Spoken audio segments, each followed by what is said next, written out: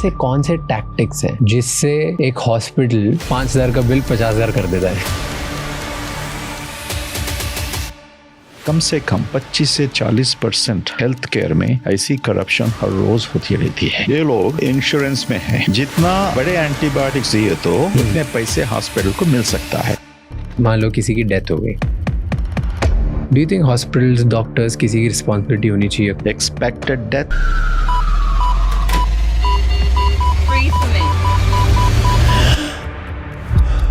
Unexpected death.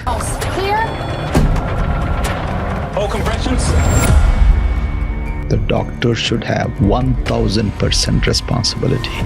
So हम क्या करते हैं, अच्छे हॉस्पिटल्स में मोर्टेलिटी मॉर्बिडिटी कमिटी होता है। Every patient death of that month is reviewed. It's a very powerful committee.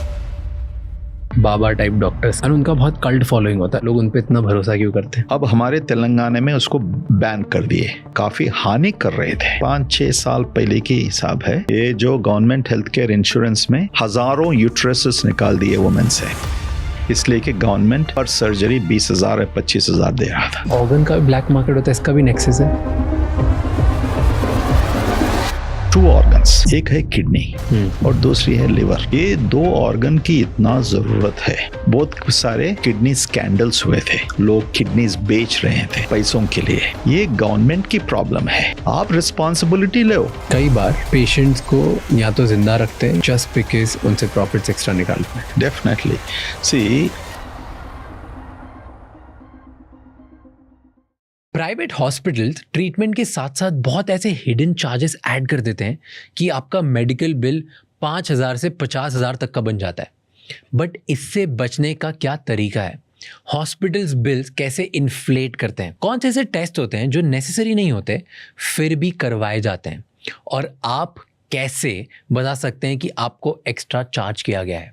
आज के हमारे गेस्ट हैं doctor Guru N Reddy, founder and chairman of Continental hospitals.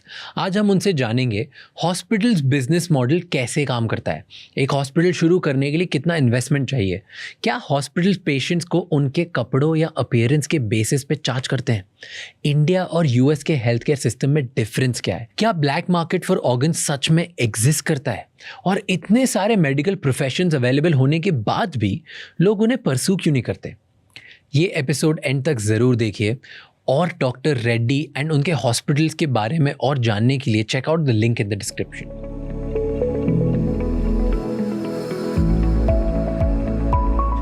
क्योंकि आप हॉस्पिटल चलाते हो, आपने बहुत इंडिया, अमेरिका, हर जगह देखा है, बहुत सारे हॉस्पिटल देखे भी होंगे। Tell me the most basic thing जो मैं पूछने आ रहा हूँ, जो हर मिडिल क्लास इंडियन को जानना है, ठीक है? कैसे कौन से टैक्टिक्स हैं जिससे एक हॉस्पिटल, मेरा एक कॉमन इंसान का 5,000 का बिल 50,000 कर देता है? मैं ये समझता हूँ कि कम से कम 25 से 40% हेल्थ केयर में ऐसी करप्शन हर रोज़ होती रहती है।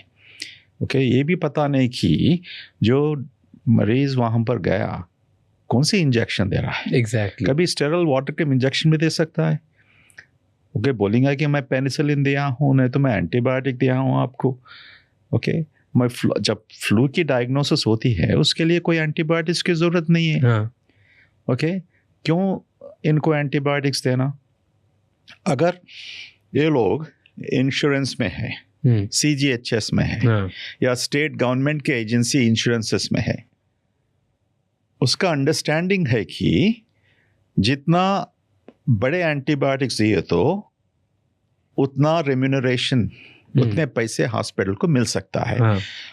सो मैं ये भी सुना कि दूसरे हॉस्पिटल से कुछ लोग बोलते हैं, वहाँ के जो इंश्योरेंस में काम करते हैं, वो डॉक्टरों के ऊपर प्रेशर डालते हैं, बिकॉज मैनेजमेंट से डॉक्टरों के ऊपर ये प्रेशर डालते हैं, अरे भैया एंटीबायोटिक्स लिखो, आपको इंट्रावेनस एंटीबायोटिक्स पेपर में लिखो, नहीं दिए तो भी लिखो, आप ओरल एंटीबायोटिक्स दे रहे हो तो भी हम ये IV एंटीबायोटिक्स दे बोल के लिखो, और जो एंटीबायोटिक का एक्सपेंसिव एंटीबायोटिक है, ज़्यादा कॉस्टली है, अगर और लिखे तो हमारे को रिएम्बर्समेंट ज़्यादा आता।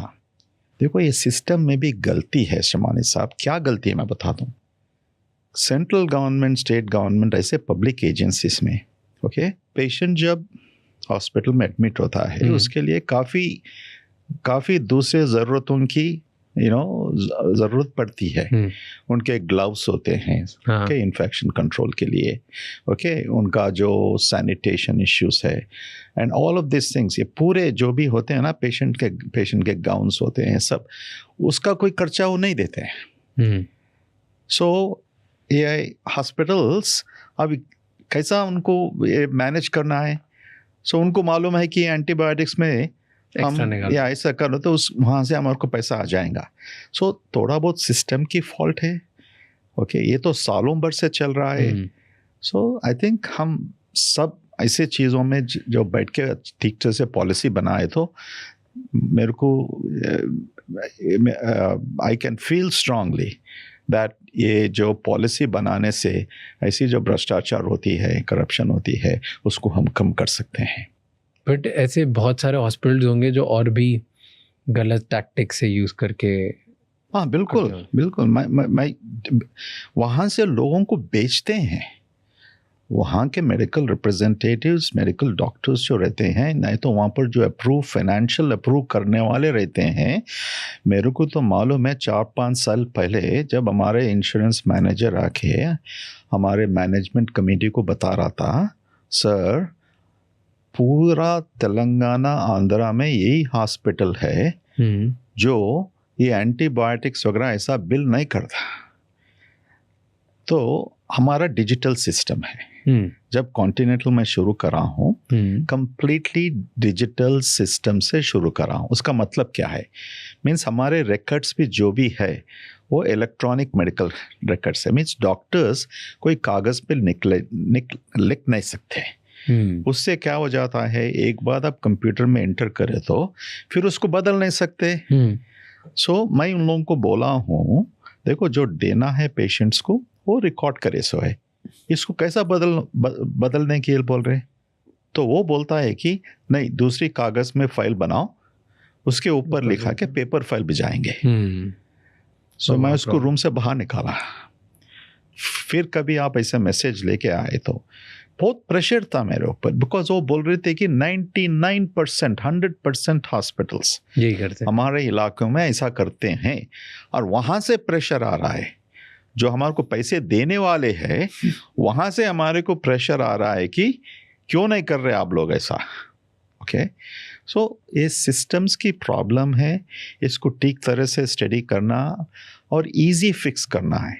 इजी फिक्स करना, जहाँ पैसे देना है वो देना है, जहाँ पैसे कम करना है वो कम करना है, जब the system will become good. But do you think कि कुछ अननेसेसरी टेस्ट कराते हैं कुछ hospitals just to increase bill? हाँ जरूर। ऐसे कौन से अननेसेसरी टेस्ट होते हैं जो अवॉइड करने चाहिए? हाँ, ये प्रॉब्लम खाली हिंदुस्तान में नहीं है। मैं तो अमेरिका में 40 साल के ऊपर रह चुका हूँ।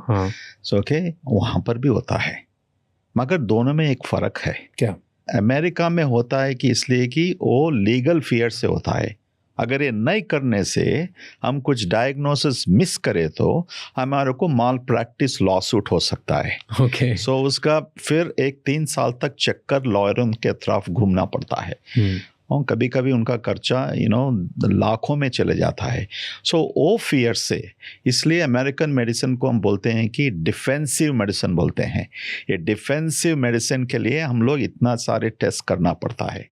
मगर हमारे पास क्या होता है, अच्छे डॉक्टर्स हर जगह है, हमारे हिंदुस्तान में भी है, हर सिटी में है, हमारे हॉस्पिटल में हर जगह अच्छे डॉक्टर्स। वो डॉक्टर के नीयत से जुड़ा हुआ रहता है। ओके, अगर हॉस्पिटल में ठीक तरह से मैनेजमेंट की ओवरसाइट होती है, ओके, ओवरसाइट होती है, एक पॉलिसी ठीक तरह से फ्रेमवर्क बनाते हैं, वो हॉस्पिटलों में ऐसे धंधे नहीं चलते हैं। सो बट जब उनकी निगरानी नहीं होती है, उनका ओवरसाइट नहीं है, कोई कमिटीज नहीं है, कोई रिव्यू नहीं है, सो डॉक्टर्स को फ़ायदा कैसा होता है, फी फॉर सर्विस रहने से डॉक्टरों को मालूम है मेरा रेवेन्यू महीने में इतना जनरेट करे तो मेरे को इतना मिलेगा। अगर मेरा रेवेन्यू कम है तो मेरा बोनस, मेरा इंसेंटिव कम हो जाएगा। So that is a problem. It should be doctor का नियत एंड ओवरसाइट। अगर जिसकी नियत खराब है, फिर ओवरसाइट से वो डॉक्टर्स को कमिटी में बुलाना है, उनको बताना है, वार्निंग्स देना है, अगर फिर कहे तो निकाल देना है। हमारा पॉलिसी मेरे हॉस्पिटल में कॉन्टिनेंटल में जब अमेरिका से हिंदुस्तान को आया, मैं वो फिलॉसफी से मैं स्टार्ट करा हूँ। मैं एक कॉर्पोरेट हॉस्पिटल की दृष्टि से स्टार्ट नहीं करा हूँ, मैं एक इंस्टीट्यूशन हिसाब से करा हूँ। मेरे जो 40 साल वहाँ पर रहे, वहाँ पर डिफरेंट कमिटीज़ में, chief of staff, president of the hospitals में, सब कुछ मैं कर चुका हूँ। उसकी जो ट्रेनिंग है, उसकी जो ऑब्जर्वेशन है, I wanted to bring back to India. Okay, so with that intention I came back, with that intention not to start a corporate hospital. मगर ऐसा हम कर सकते क्या? सो एक डॉक्टर्स की नीयत, oversight committees, review, stewardship programs, education and silent information, उसकी भी ज़रूरत है। ओके, अगर वैसा रहने से वो हॉस्पिटल बिल्कुल ठीक तरह से चलेगा, या। बट ऐसे टेल मी टॉप 3 वेज और टॉप 3 टेस्ट या चीज़ें या इंजेक्शंस, हाँ, जो उसका एक चीपर अल्टरनेटिव भी अवेलेबल है लेकिन अननेसेसरी पीपल डू इट। देखो, अगर कोई, मैं अभी आपको बता रहा था कि कोई फीवर से आया हॉस्पिटल को, ओके, एंड उसके ब्लड टेस्ट करने से उसमें कोई इन्फेक्शन वगैरह नहीं है, ओके। सो डॉक्टर्स ज़्यादातर क्लिनिक में क्या करते हैं, उसको एक इंजेक्शन दे देते हैं। अरे आपको इंजेक्शन की ज़रूरत है, आप कल भी आ जाओ, परसों भी आ जाओ, 5 दिन तक लेना है और 7 दिन तक इंजेक्शन लेना है। वो बिल्कुल गलती है ना। जब उन्होंने टेस्ट करे तो उनके वाइट सेल काउंट जो बोलते हैं इन्फेक्शन की काउंट, वो नॉर्मल है। तो फिर ओके, इनके दूसरे कुछ साइंस नहीं है। So that is one example. Okay, now दूसरे एग्जाम्पल मैं बोलूँगा। ओके, हम लोग बोलते हैं कि एक्सरे, सीटी स्कैन्स, जो MRIs, पेट CT से सब जो एडवांस्ड इमेजिंग टेस्टिंग हम लोग करते हैं, सो ये सोच समझ के करना चाहिए। ओके, अगर कोई पेट की दर्द से आया, वो बोलता है कि मैं बाहर खाने से मेरे को ये दर्द शुरू हुआ, ओके, कल से, और बहुत इतना दर्द हो रहा है कि मेरे को वॉमिटिंग भी हो गया। सो उसके क्लिनिकल डायग्नोसिस क्या है? गैस्ट्रोएंटेराइटिस बोलते हैं या फूड पॉइजनिंग। उसके लिए CT की क्या ज़रूरत है? वो इमरजेंसी रूम को आ गया, ओके, आप उसको एग्जामिन करें, कोई वरीसम साइंस नहीं है, ओके, उसकी कोई बुखार नहीं है, उसकी हार्ट बीट्स ज़्यादा नहीं है, सो उसको हम IV फ्लूइड्स देंगे, पेन कंट्रोल करेंगे। उसके सिवा CT करने की क्या ज़रूरत है? मगर 80% तक वैसा नहीं होता है। CT कराते। सी डॉक्टर्स, गुड डॉक्टर्स, यहाँ पर एक बात बोलूँगा कि वो गुड डॉक्टर्स जिनकी नॉलेज सीधी तरह से इस्तेमाल करेंगे, बिकॉज दूसरे डॉक्टर्स डर सकते हैं, वो ये 40 साल का आदमी है, इतना दर्द से आ गया, इनको कुछ अपेंडिक्स की रप्चर है क्या, या नहीं तो इनको कुछ पैंक्रियास की कुछ प्रॉब्लम हो रही क्या। हम कुछ भी समझ सकते हैं ना कुछ टेस्ट करने के लिए। ट्रू। ओके, फिर हम मेडिकल स्कूल 16 साल 18 साल क्यों गए? अगर हम पेशेंट्स के सिम्टम्स सुन के उनको एग्जामिन करने के बाद ही टेस्टों की ज़रूरत है तो हम करेंगे। हर पेट के दर्द के लिए हम CT स्कैन करेंगे और पैसे हम अर्न करेंगे, वो सीधी तरह की इलाज नहीं होती, इलाज नहीं है, और it's not a good practice. Are rich people treated differently than poor people? बिल्कुल जनरल होता है। अब यही नहीं, अलग तरीके से ट्रीट करते हैं। बड़े बड़े हॉस्पिटल्स में आप देखो कैसा, कहाँ जगह पे ये लोगों को लगाते हैं। Okay, it is worse than sometimes. क्या रेफरेंस दूँ मुझे पता नहीं, I don't want to say that, but इतने सारे लोग बेड्स पे बिठा देते हैं उन लोगों को, एंड कर्टन्स भी नहीं रहता है, एंड वहाँ पर बेड पैंस, ओके, वो कलेक्ट करके वहीं पर रख देते हैं, घंटा 2 घंटे 3 घंटे। कैसा हो सकता है? What is kind of care? But apart from care, treatment में भी डिफरेंस होता है? ट्रीटमेंट में भी करते हैं डिफरेंस, ट्रीटमेंट में भी डिफरेंस करते हैं। उनके मेडिसिन्स की जो फार्मास्यूटिकल कंपनीज कम में बेचते हैं, ओके, वो हिसाब से ये पर्टिकुलर सेक्शन को जहाँ कम रेम्यूनरेशन होता है, सो सेपरेट कुछ हॉस्पिटल्स करते हैं ना। उसमें कोई गलती नहीं है, अगर एज लॉन्ग एज आपको मालूम है कि जो प्रोडक्ट आप ठीक तरह से वेरीफाई करें, ठीक तरह से मैन्युफैक्चर हुआ, सही तरह से पूरे अप्रूवल्स मिले, मगर ये कंपनी आपको सस्ते में बेच रहा है, ओके, वो अप्रूव कर सकते हैं, there is nothing wrong with that. मगर जो कुछ भी करना है वो तो वही सीटी स्कैन मशीन में बैठता है, ओके, वही एमआरआई में बैठेगा, वही टेस्ट होएगा, उसका खून भी वही मशीन पे जाएगा। जैसा हम लोग प्लेन में जाते हैं, कोच क्लास में न तो बिजनेस क्लास में, फर्स्ट क्लास में, एक ही प्लेन में चढ़ रहे हैं, ठीक है ना। सीट की थोड़ी फर्क होती है, वही है, और हॉस्टेस हमारे को सर्व कर रही है, ओके, खाने में थोड़ा बहुत फर्क होएगा, ओके। सो ये हॉस्पिटल में भी मैं वैसे ही समझता हूँ, देखिए उनको डिग्निटी से ट्रीट करो, कॉस्ट में कुछ फर्क है, ओके, मटेरियल्स में कुछ यूज में आपको कुछ सेव कर सकें, ज़रूर करिए।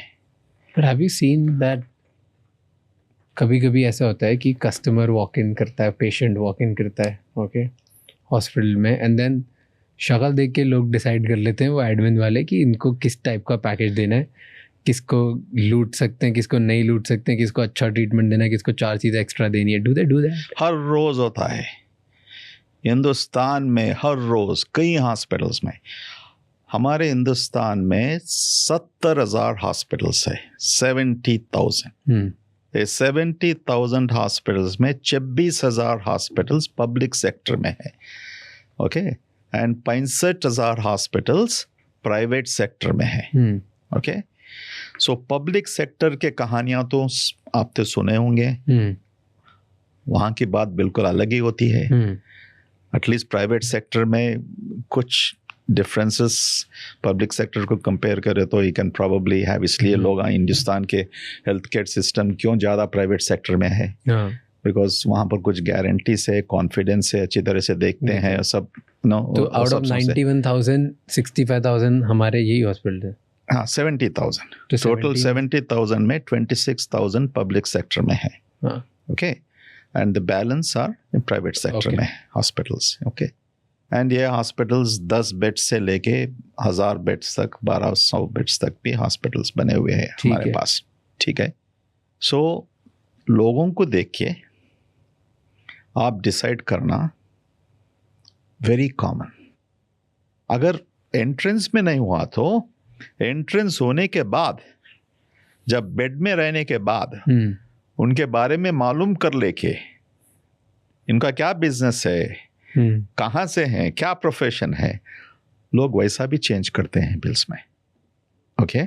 इसलिए मैं ये बोलते जा रहा हूँ कि हिंदुस्तान में इंश्योरेंस की ज़रूरत है, हेल्थ केयर इंश्योरेंस, ओके। आज ओनली 25 to 30% पेशेंट्स और सिटीजन्स को हेल्थ केयर इंश्योरेंस है, वो भी ठीक तरह से नहीं है।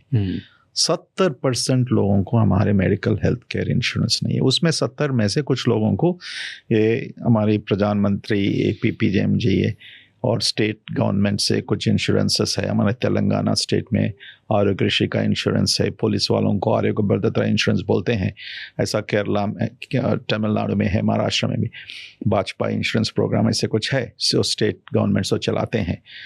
मगर 70% के लोगों को जब इंश्योरेंस ठीक तरह से नहीं होने से जो उनके पॉकेट से कैश देना पड़ता है, देन वो प्रॉब्लम होता है। इंश्योरेंस रहने से कैसा बचा सकते हैं आप? बिकॉज हम इंश्योरेंस से एग्रीमेंट करते हैं, हॉस्पिटल्स MOU एंटर करते हैं, उनके रेट्स रहते हैं, कॉन्ट्रैक्टेड रेट्स, उसको हम बदल नहीं सकते। और इंश्योरेंस को जब हम क्लेम भी जाते हैं ना, सो वो क्लेम में हर चीज़ की नोटिफिकेशन रहती हैं, वो अप्रूवल देना पड़ता है, ओके। वो देने के बाद ही वो करेक्ट बिलिंग क्या होता है, that is a final bill authorization करके हम बेचते हैं। मगर जो लोग कैश से पे करते हैं, ओके, चेहरे को देख के उसको एडजस्ट कर सकते हैं। इसलिए इंश्योरेंस लो हेल्थ केयर में। या एंड ऐसा होता है कि इंश्योरेंस जब इंश्योरेंस होता है किसी का तो हॉस्पिटल ज़्यादा चार्ज करता है बिकॉज दे नो कि इंश्योरेंस से ही निकालना है, इनका अच्छा इंश्योरेंस से ज़्यादा निकालना है। अच्छा, उसमें यस हो सकता है मगर बहुत कम। जैसे कार में तो होता है। हाँ, दिस आई नो। बिल्कुल बिल्कुल। मगर इंश्योरेंस में कब होता है, जी आप गए एक मरीज एक गॉल ब्लैडर की सर्जरी की गए, गॉल ब्लैडर में गॉल स्टोन से, हमारे इंश्योरेंस से एमओई की एग्रीमेंट है कि इसकी सर्जरी की कॉस्ट 1 लाख है, नहीं तो 1,20,000 वो एमओई में हम एंटर कर लिए। सो वो इंश्योरेंस क्लेम में रहता है कि इनको 10% वेरिएबिलिटी और डिस्काउंट का रहता है। ठीक है। जैसा हम जो एग्रीमेंट करे हैं वो एग्रीमेंट के हिसाब से ही चलना, ज़्यादा वी कैन नॉट चार्ज 1 पैसा भी ज़्यादा जाना, बिकॉज पेशेंट्स कंप्लेन करते हैं। अगर वो कंप्लेन करते तो इन्वेस्टिगेशन शुरू होता है, सो हॉस्पिटल का एमओयू वो लोग सस्पेंड कर सकते हैं। इसलिए इंश्योरेंस में कुछ करने का गुंजाइश बहुत कम होती है। ओके, मगर अगर 2 लाख का इंश्योरेंस है, ओके से आपको 2 लाख का इंश्योरेंस है, मगर आपका जो सर्जरी होने वाला है वो 5 लाख का, ओके, वो सिचुएशन में लोगों को बताते हैं आपका इंश्योरेंस कवरेज बिल्कुल 2 लाख का है, 3 लाख आपको जेब से देना पड़ता है। ओके, उसका भी पूरा कंसेंट फॉर्म में पूरा बिलिंग्स एडमिट होने से पहले ही बताते हैं। इसको हम फाइनेंशियल काउंसलिंग बोलते हैं। सो जो डॉक्टर को देखने के बाद वो फाइनेंशियल काउंसलर्स के पास जाएंगे और काउंसलर उसको एक्सप्लेन करेगा, आपकी सर्जरी होएगी, 5 दिन आप हॉस्पिटल में रहेंगे, आपके इंश्योरेंस के हिसाब से आपका बेड एलिजिबिलिटी ये है, ओके, और बेड एलिजिबिलिटी से आपको इतना ही इंश्योरेंस अप्रूवल है, so they have to make other arrangements and bring it. And okay, can you decode few charges for me? Medical bill charges for me. Is that okay? Sure. Okay, so like some of these charges are here, like you can check. What are these charges? Can you explain me? So let's say, can you read it or I'll read it for you? I can read it, I think. So first is... मेरा चश्मे, my ophthalmology exam. So admin charges. Admin charges, yes. क्या है admin charges? तो admin charges का मतलब ये होता है कि जब आप हॉस्पिटल जाएंगे उसका रजिस्ट्रेशन होता है, ओके, उसके पूरे फॉर्म्स रहते हैं, ओके, कंसेंट फॉर्म्स, ए फॉर्म्स, वो सब। ये समझो कि आप हॉस्पिटल में दाखिल होने से पहले ये रजिस्ट्रेशन फीस है। ठीक है, ओके। सो ब्लड बैंक, तो ये जैसे इसमें लिखा है 3 क्वांटिटी, ओके, लेट्स नॉट, ये किसी एक बड़े से इंडिया के हॉस्पिटल का है जिसमें बहुत बड़ा बिल आया था। अच्छा, तो 3 क्वांटिटी क्या है? एडमिन चार्जेस की 3 क्वांटिटी क्या होगी? एडमिन चार्जेस तो एक होता है, रजिस्ट्रेशन एक बार होगा, ये 3 बार क्या है? हाँ, सो मेरे को पता नहीं हॉस्पिटल में एक कैसा क्लासिफाई करे। Okay. अगर वो पता चल गया तो so whether it is right और रॉन्ग सब बोल सकते हैं। But what do you think is the reason? So usually admin charges should be only one at the time of patients that is getting admitted. Okay.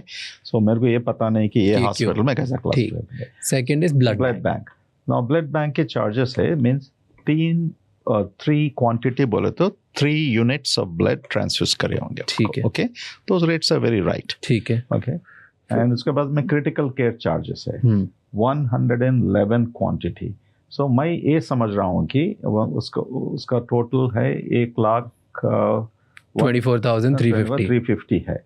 सो ये critical care charges में सब combined है। जैसे every day का bed के charges होते हैं, okay, medications होते हैं, नर्सिंग केयर होता है। क्रिटिकल केयर में आईसीयू में जब पेशेंट होता है ना, पूरे आइटमाइज करते हैं, बिकॉज दैट आइटमाइजेशन ऑलवेज हेल्प्स। क्या करें, अगर उन्हें वेंटिलेटर में है सब चार्जेस बढ़ जाएंगे। ये सब कंबाइंड चार्जेस, ये सब कंबाइंड चार्जेस है पेशेंट क्रिटिकल केयर के वजह से। मगर ये बताना कि ये कंबाइंड चार्जेस नाउ ये कंसोलिडेटेड बिल है शायद, बिकॉज हर पेशेंट को कंसोलिडेटेड बिल मिलता है, फिर डिटेल बिल मिलता है। सो डिटेल बिल में आपको पता चलेगा how many days he was there, per day उनका क्या था। Okay, so that's critical. But then जैसे यू सेड आईसीयू, तो उसके नीचे क्रिटिकल केयर के बाद आईसीयू के चार्जेस अलग लगे हुए इसमें? नहीं, क्रिटिकल केयर चार्जेस है, उसके नीचे है general medicine, general surgery and medicine के चार्जेस है। सो जनरल सर्जरी एंड मेडिकल के चार्जेस और डॉक्टर्स की है। अच्छा, हाँ, तो ये डॉक्टर्स जो आते हैं हाँ, करते हैं doctors, जनरल जो सारी चीजें करते हैं। Doctors. Then is heart station, ये क्या होता है? ये हार्ट स्टेशन पता नहीं ये हॉस्पिटल में क्या क्लासिफिकेशन है, हम कोई हार्ट स्टेशन नहीं लगाते। मेरे को समझ में नहीं आता हार्ट स्टेशन क्या है। मुझे भी नहीं। यूजुअली अगर किसी के इकोकार्डियोग्राम करे, ईकेजी करे तो ईकेजी इकोकार्डियोग्राम बोल के आता है, मगर हाँ। हार्ट स्टेशन बोल के मैं कभी नहीं सुना क्या है। ठीक है, और वो भी 4 quantity, so we don't know what it is. और इसके नीचे आप ये बोल रहे हैं आईसीयू रूम चार्जेस। मेरे को ये समझ में नहीं आ रहा क्रिटिकल केयर चार्जेस क्या डॉक्टर के चार्जेस है और आईसीयू रूम चार्जेस रूम के चार्जेस है। ये थोड़ा बहुत एंड देन 29 क्वांटिटी। ये आईसीयू विजिट चार्जेस क्या है, किसके विजिट चार्जेस है? जो डॉक्टर्स की है। आईसीयू विजिट जो आके देख रहे हैं और क्रिटिकल केयर डॉक्टर्स, और ICU visit charge 42 visit charges उसका 54,000 है। सो 42 का 54,000 मतलब 1200-1400 पर विजिट का हिसाब से। बट अगर ऊपर क्रिटिकल केयर चार्जेस लग गए तो ये आईसीयू रूम चार्जेस क्या है? Like why is it? So critical care charges में consumables, okay, nursing care, devices, okay, catheters, IV lines, सब कुछ। अगर वो पेशेंट वेंटिलेटर में है तो शायद उसका बिल है। ओके। और आईसीयू रूम चार्जेस है, room charge per day room इतना है। ठीक है। एंड आईसीयू विजिट चार्जेस और डॉक्टर्स का है। फिर लैब चार्जेस, फिर लैब चार्जेस में जो भी ब्लड टेस्ट वगैरह करें उसके पूरे चार्जेस वहाँ पर लिखे हुए हैं। तो lab charges can you see 305। हाँ, सो डिपेंड्स अपॉन क्या बीमारी है पेशेंट को। 300 बार टेस्ट हुए होंगे और जो डायग्नोस्टिक्स में गए होंगे। Total number of test 305। Now different hospitals में वो गिनती कभी कभी ये स्टैंडर्डाइजेशन नहीं है। फॉर एग्जांपल हमारे हॉस्पिटल में मैं जब शुरू कर रहा हूँ मैं अमेरिकन सिस्टम फॉलो कर रहा हूँ। इंडिविजुअली बहुत कम करो, पेशेंट्स को कॉस्टली होता है। जैसा इलेक्ट्रोलाइट्स बोलते हैं, इलेक्ट्रोलाइट्स में क्या होता है? सोडियम होता है, पोटेशियम होता है, क्लोराइड होता है, उसके बारे में बाइकार्बोनेट होता है, और इलेक्ट्रोलाइट के साथ kidney functions, BU and creatinine. Okay, एक एक टेस्ट करने से वो पेशेंट को बहुत कॉस्टली होता है। सो मैं हमारे हॉस्पिटल्स में मैं पैनल्स बनाया हूँ, केम 6, केम 7, केम 12 बोलने से 12 test, came 20 which is highest number of test. ऐसा पैकेज में करे तो रेट्स बहुत कम होते हैं एंड पेशेंट्स को भी बहुत फायदा होता है। अगर इंडिविजुअल टेस्ट आइटमाइज करे तो okay it can cost can increase. So that's individual की 312 अलग-अलग। 312 आई थिंक वो इंडिविजुअल टेस्ट है। या नहीं तो पेशेंट को ऐसा बीमारी होगा कि निमोनिया पैनल, कभी के पैनल एक टेस्ट का 40,000 हो सकता है। Okay, because it's a panel now. See जैसा टेक्नोलॉजी एडवांस हो रहा है ना Raj, the problem is that this knowledge and understanding people should have. See एक ज़माने में 1945 में हिंदुस्तान की लाइफ स्पैन क्या था? 28 ईयर्स। आज हमारा लाइफ स्पैन कहाँ पर है? 70 से ऊपर है, 75 साल तक चले गया। कैसा हुआ है हेल्थ इम्प्रूवमेंट? जब हम ठीक तरह से डायग्नोस कर रहे हैं, ये 2 टेस्ट कर रहे हैं। 28 ईयर्स में worse than any other country. It not too long ago, एक 70 साल से पहले हम 28 साल में मर रहे थे because a technology investigations now because of this technologies diagnostics the cost is higher. अगर नहीं करे तो वो मरीज अगर हॉस्पिटल आके मर गया तो फिर there is also a problem. So lab charges are that. Then medical consumable charges आपको अभी बताया था ना, जो medical consumable charges उसमें pharmacy, drugs, IV fluids, injections etc. Then miscellaneous charges में काफी तरह food और सब जो the items that cannot be classified, or gloves, ऐसे चीजें पूरे miscellaneous में डालते हैं हॉस्पिटल। चाय, डाइट, खाना, ये हाँ उनका खाना, meals। नेफ्रो चार्जेस क्या होते हैं? नेफ्रो चार्जेस वो किडनी के चार्जेस है। नाउ ये नेफ्रो चार्जेस इनको कुछ डायलिसिस हुआ ओके हॉस्पिटल में। बट अब जैसे मेडिकल कंज्यूमेबल चार्जेस थे, तो फार्मेसी चार्जेस अलग हैं। अलग है। So usually consumables and this thing, ये यहाँ पर मेरे को ये नज़र आ रहा कि ये कंज्यूमेबल चार्जेस मुझे ज़्यादा दिख रहा है। अगर इनका कोई ट्रांसप्लांट वगैरह हुआ, नी चेंजेस, नी ट्रांसप्लांट, वो डिवाइसेस के बारे में फिर वो करे तो भी इतना चार्ज रहना नहीं चाहिए. Okay, I think there is something यहाँ पर दाल में काला है. Okay, that's what I am looking at, you know, because you can't have so much of medical consumer charges. और फार्मेसी चार्जेस तो आप सेपरेट ही लिखे हैं वहाँ पर, 1,29,000 वगैरह. हाँ, फिजियोथेरेपी चार्जेस ठीक है 5,000, रेडियोलॉजी चार्जेस 22,000, वो ठीक है. फिर रूम चार्जेस फिर है. रूम चार्जेस तो रूम चार्जेस सेपरेट ही करते हैं ना, पेशेंट का रूम चार्जेस. बट वो क्रिटिकल क्या चार्जेस आईसीयू में थे, फिर बाद में ना रूम, यहाँ पर रूम को आए. So room charges 46 and half days थे. सो उसके 4,65,000 हुआ.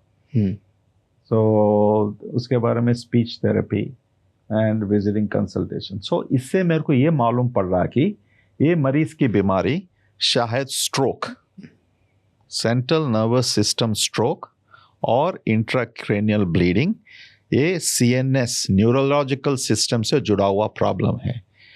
Okay, this problem usually length of stay ICU में ज़्यादा होता है, बाद में रूम में इतने दिन पर रिहैबिलिटेशन होता है.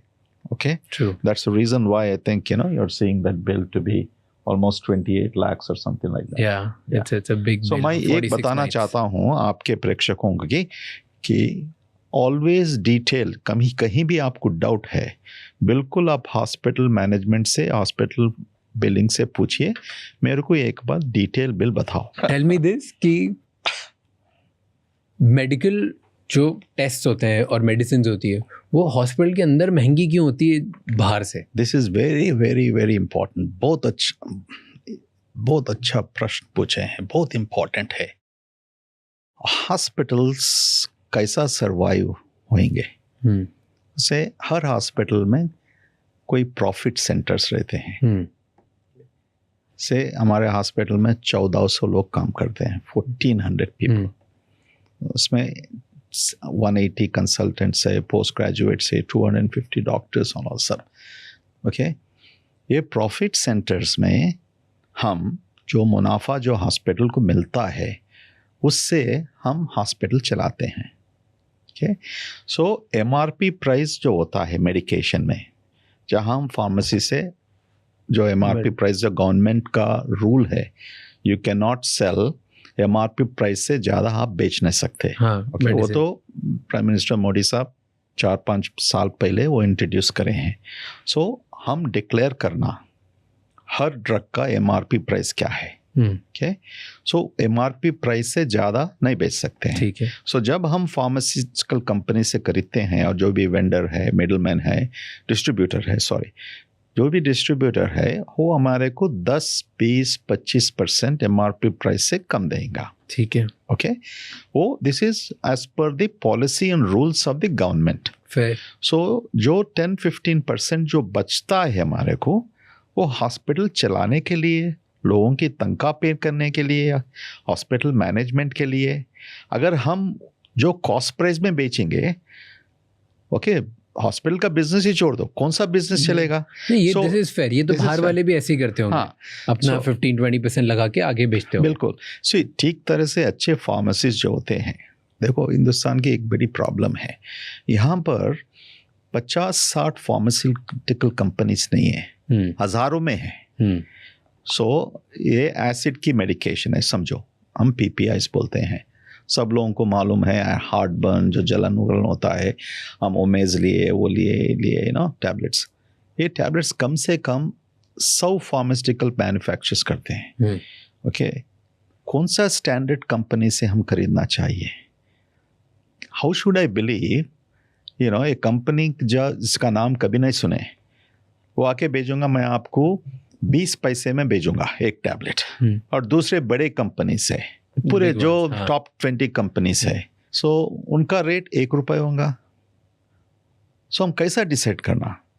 सो अच्छे हॉस्पिटल्स में क्या होता है, हमारे जैसे हॉस्पिटल्स में हम टॉप फार्मास्यूटिकल कंपनी से, ओके, जिनका रिलायबिलिटी है, वहाँ से हम खरीदते हैं. सो डायग्नोस्टिक टेस्ट में आपको बताऊंगा, this is another problem in India. Okay, हर गली में एक डायग्नोस्टिक सेंटर हो सकता है. बिकॉज लाइसेंसिंग इतना इजी है, क्वालिटी ओवरसाइट नहीं है, हाँ, बिल्कुल क्वालिटी ओवरसाइट नहीं है। ओके, मैं कई मरतबा देखा हूँ, मेनी टाइम्स, हर महीने में 3, 4, 5, 6 मेरे से ही मैं first half of the day मैं पेशेंट्स को देखता हूँ। ओके, मैं जब देखता हूँ उनके रिपोर्ट्स, ये टेस्ट का रिजल्ट ऐसा नहीं हो सकता है। सो मैं जब हमारे हॉस्पिटल में हम जब करवाते हैं वो बिल्कुल दूसरा रिजल्ट आता है। अब समझो कि किसी की ब्लड काउंट एनीमिया बोलते हैं, इनकी ब्लड काउंट हमारे को रिपोर्ट लेके आए कि मेरे को ये 6 ग्राम है हीमोग्लोबिन काउंट, जब 12-13 नॉर्मल रहना चाहिए और 14। अरे कैसा हो सकता है, ये आदमी तो बिल्कुल ठीक है, कोई वीकनेस के बारे में नहीं बोल रहा है। मैं जब एग्जामिन करे तो उनके आंखों में ऐसा नहीं दिख रहा है। सो मेरे को जब डाउट आता है, जब हम फिर रिपीट करते हैं, उसका हीमोग्लोबिन आया 11। सो प्रॉब्लम इज जो आउटसाइड कंपनी से उतना चीप में करने से मैं ये सुना कि ये करेक्ट भी है, ये क्वालिटी कंट्रोल इस्तेमाल नहीं करते हैं। हर टेस्ट की हर रोज सुबह में क्वालिटी कंट्रोल टेस्ट किट से वो टेस्ट का वेरिफिकेशन स्टैंडर्डाइजेशन करके रिपोर्ट बनाना पड़ता और उसकी कॉस्ट होती है। सोच ज़्यादा तक ये छोटे मोटे प्राइवेट लैब्स जो होते हैं वो कभी ये इस्तेमाल नहीं करते, इसलिए वो ऐसा जो कम रेट में प्राइस करते हैं, स्टैंडर्डाइजेशन नहीं है। मैं व्हेन आई सी पेशेंट्स, मैं जब देखता हूँ पूरे डॉक्टर लोगों को, मैं मेरे हॉस्पिटल ये बताया कि कॉन्टिनेंटल में ही करिए आप शायद 10-20% ज़्यादा पे कर रहे होंगे, मगर हमारे को रिलायबिलिटी है। हम जाके हमारे डॉक्टर्स जो हैं, पैथोलॉजिस्ट है, बायोकेमिस्ट है, माइक्रोबायोलॉजिस्ट है, ओके, वही हॉस्पिटल में उसी बिल्डिंग में है, स्टैंडर्डाइजेशन है, हमारा एक्रेडिटेशंस है, NABH है, NABL है, जॉइंट कमीशन है। कैसे दिए हमारे को एक्रेडिटेशंस? इसलिए कि हम ये स्टैंडर्ड्स मेंटेन कर रहे हैं, गलतियां नहीं होने देते हैं। ओके, वो बहुत इम्पोर्टेंट है। बाहर जो स्टैंडर्डाइज बड़ी चेन्स हैं, वो बड़ी चेन्स में ठीक है, तो मगर उनसे और हॉस्पिटल्स के और ज़्यादा 5-10% फ़र्क होगा, लेकिन इनका ओवरहेड मेंटेनेंस सो कम होता है। एक बड़ा हॉस्पिटल में 600 बेड्स की हॉस्पिटल जब होती है, जब 400-500 नर्स काम कर रहे हैं, okay, so the cost will be little higher and ज़्यादा मशीन्स होते हैं, सोफिस्टिकेटेड इक्विपमेंट हो सकता है। वहाँ पर वॉल्यूम से ये जो चेन्स है ना, all chains also I don't ratify, okay, all chains में भी बहुत गलतियाँ भी हो सकती है, मगर वॉल्यूम से उन लोग कुछ कम रेट में दे सकते हैं। Okay, when you have a volume, I think 2x 3x difference नहीं आता है। 2x 3x डिफरेंस यूजुअली नहीं होता है if you are doing it with the standards. मगर इन पेशेंट जब होता है हॉस्पिटल में, ये भी समझना है, आउट पेशेंट रेट्स कभी भी इन पेशेंट रेट से डिफरेंट रहता है। होता क्या इन पेशेंट? जब पेशेंट हॉस्पिटल में दाखिल होता है, ओके, वो हम इन पेशेंट करते हैं, और जो बाहर से आके बाहर से आके टेस्ट कर लेके चले आता है। सो जो क्लिनिक्स में देखते हैं ना लोग हर रोज हजारों में लोगों का, जो जब वो आप फार्मेसी को जाते हैं या नहीं तो टेस्ट करवाते हैं, उनके रेट्स कम होते हैं और कुछ अलग रहता है। सो इन पेशेंट रेट्स ये इंश्योरेंस से जुड़ा हुआ रहता है वो रेट्स, इसलिए हम inpatient rates usually they are little higher because of the inpatient cost. जो मरीज को देखना पड़ता है, नर्सिंग केयर होता है, उनका डाइट होता है, सब कुछ होता है, इसलिए the inpatient rates anywhere in the world is much higher, is higher than outpatient rates. Okay, उसमें कुछ आपको प्रश्न पूछना है तो आप पूछ लीजिए, उन लोगों से क्लैरिफाई करिए, and you can ask.